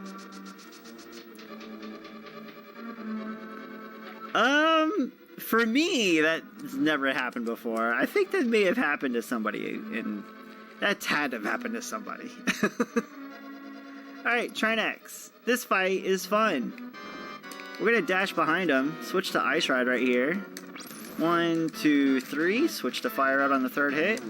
1, 2, 3. And I missed it. That's okay. That would have been the ideal zero cycle Trinex fights, but I missed that final hit. Other than that, that was a good fight. Yo, can we get a Photoshop of Trinex head right here, please? Just call it Trihenex. Thank you.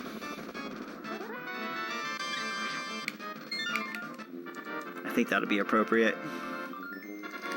And that is Total Rock. We have finished all of our crystal dungeons and collected everything up until this point. The only thing left to get are 2 items. The final heart piece and the red mail, which we'll find in Ganon's Tower. So on my splits, it's showing about, I think at the end of this cutscene, when we're done talking to Zelda. This is dungeon number 7, so yeah, we're talking to Zelda. And this crystal will be about 4 minutes behind PB, which is not bad at all with the RNG that I had with the chess game and Agatham. So Agatham gave me 8 blue balls, which extended that time by at least 30 to 40 seconds, and then 8 chess game extended that by at least a minute and change. Add on a little bit of sloppy execution. I'd say about a minute gives us about 4 minutes behind PB, which I cannot be upset about at all in a marathon run. The only hiccup we've had as far as this being a good marathon run is just chess game. And that's RNG. Something you can't help. Other than that, pretty decent run for me.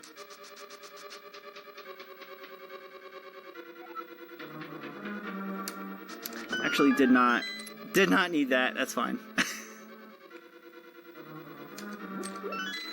Ganon's Tower is my favorite dungeon. Oh wait.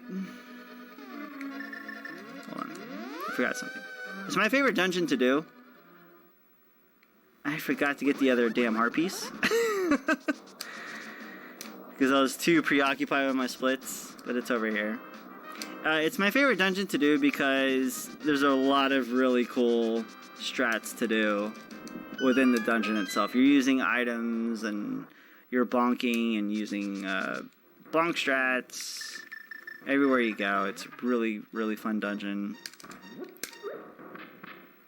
There's a couple quick boss kills to do as well. How did I forget to get this heart piece, dude?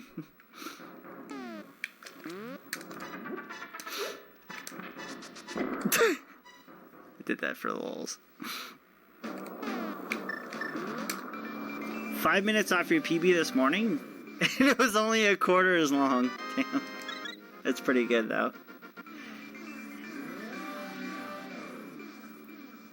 I've forgotten a few things, but I remembered immediately after forgetting them to go back and get them. So that is also the other important thing. And that puts us at full hearts. So now we're good for Ganon's Tower. I almost went so deep in there to Ganon's Tower that it would have been too late. I caught my mistake.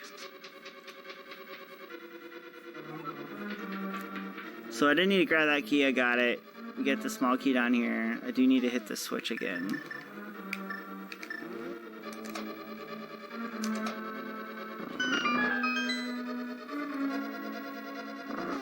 It's very easy to go in just like full autopilot mode in this game. If you run multiple categories. I can do it this way. Let's do this strat. And then I'm going to do the smarter strat here. So lay the block there, dash right. That, and then we want to go to hook shot here. Catch the iframes from the peg. Hook shot, bonk, dash, or not dash, that's cool. Just don't dash at all. Take the right portal. Take the left portal. And then take the bottom left portal. We're going to do a bonk strat here. Bonk over this portal. There we go.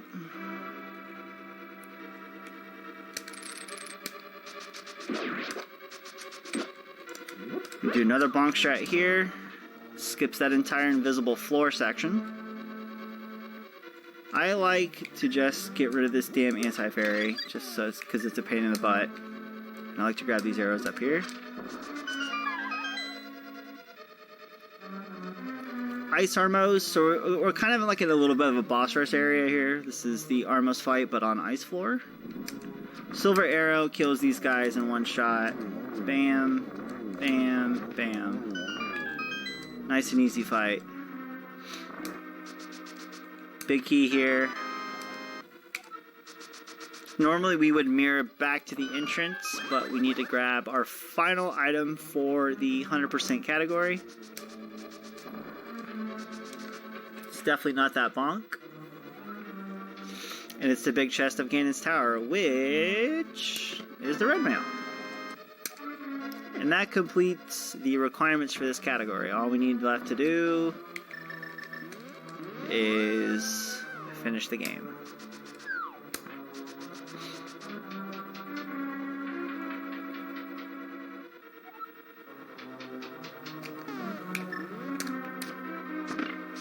D-boost here, dash across.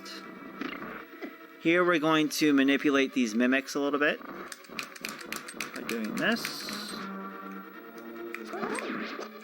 Bring them up to the level that you're at. Same with this guy. Ugh, that did not work. That didn't work either. Oh, crap. There we go.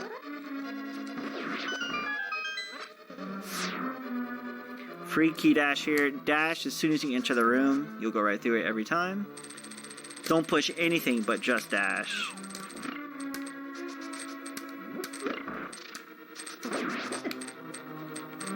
Did not get lucky enough to make it through the spikes, but that's okay.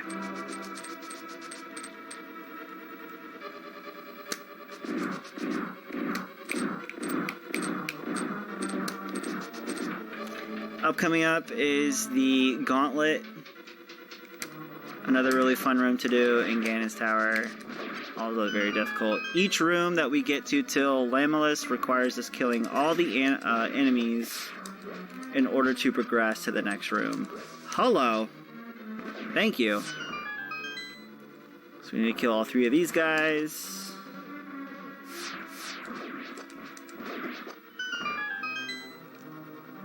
We need to kill this guy. He dodged the dash, and then we need to kill a Stalfos and another horseman guy here.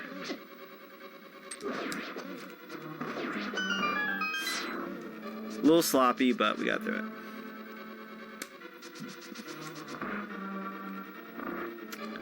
I'm gonna go for the...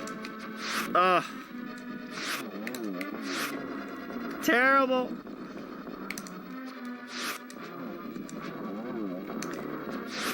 This is a tough fight to get in the first cycle. My Lammo fights lately haven't been terrible, but silver arrows will kill each one in one shot. And I think it only takes like 2 or 3 gold sword hits. Here we're going to be doing some very cool Samaria strats like that one, and we're going to do another one in this next room. Lay one here, and somehow that did not kill this guy. What a trickster.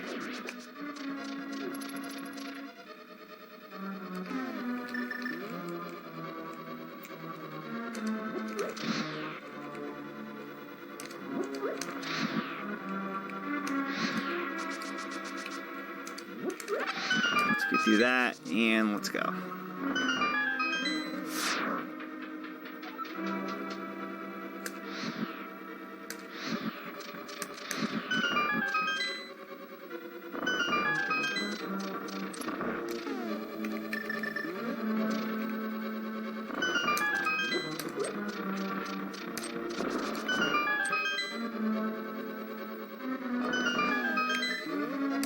Grab a double fairy here. It's all the health that we're going to need for Ganon. Aghanim 2 and Ganon. Moldorn refight, only 2 hits with the gold sword is required. You can still very easily knock you off. There we go. Was supposed to switch the hook shot when I hop down, but we can just do it right here and go. And last 2 fights of the game.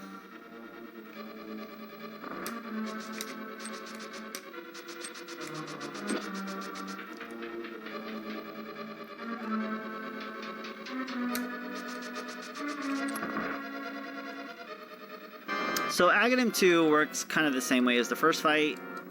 He will split up into 3 different forms. Only one form you can hit, and that is the like colored filled in version here. He takes 9 hits to take down. And I missed all of them on that one. I think he only has 2 so far. Yep. Let's try it again. That might have been 3. I'm not sure. What was that? Oh, terrible. I'm not quite fond of this fight for the most part, because it's just really bad sometimes. But yeah, that was a pretty bad Aghanim 2 fight. I will definitely know you on time. It'll be coming up after this Ganon fight when I walk through the Triforce doors. So we're about, I'd say about 2.5 minutes out. Should be about 2 minutes with the setup that I have. And Ganon, let's go.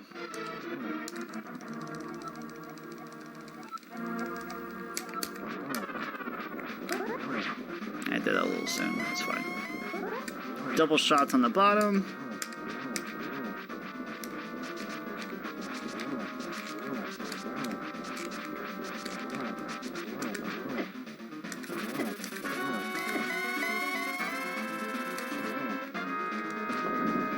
Ganon will start doing these teleports here, these warps. These are RNG on how many warps he does per little location here.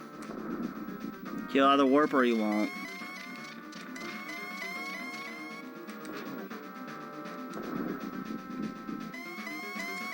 Alright, we are ready.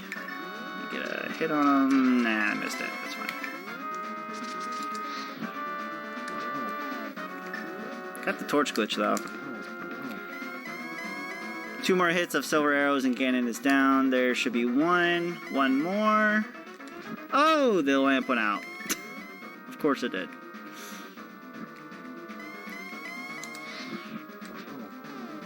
One final hit. Time will be when I walk through those doors. Right in the top.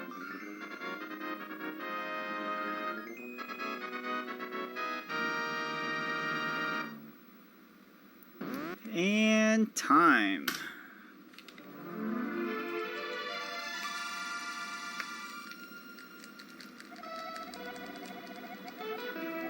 And that is A Link to the Past. 100%, no major glitches. Thank you for the GGs, appreciate it. So to close out, again, there are specific rules to this category. But the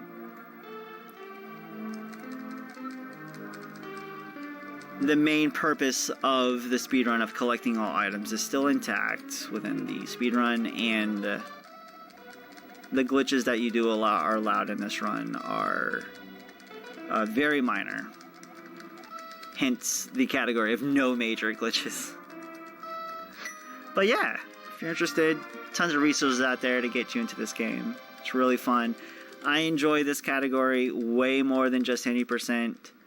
Because it, you know, minus the RNG aspect, so you have dig game, which can take forever, and you have chess game, which can take forever. But there's a chance where they don't take forever, and you get really good RNG, and you get them right away, and you're on a good pace for your run.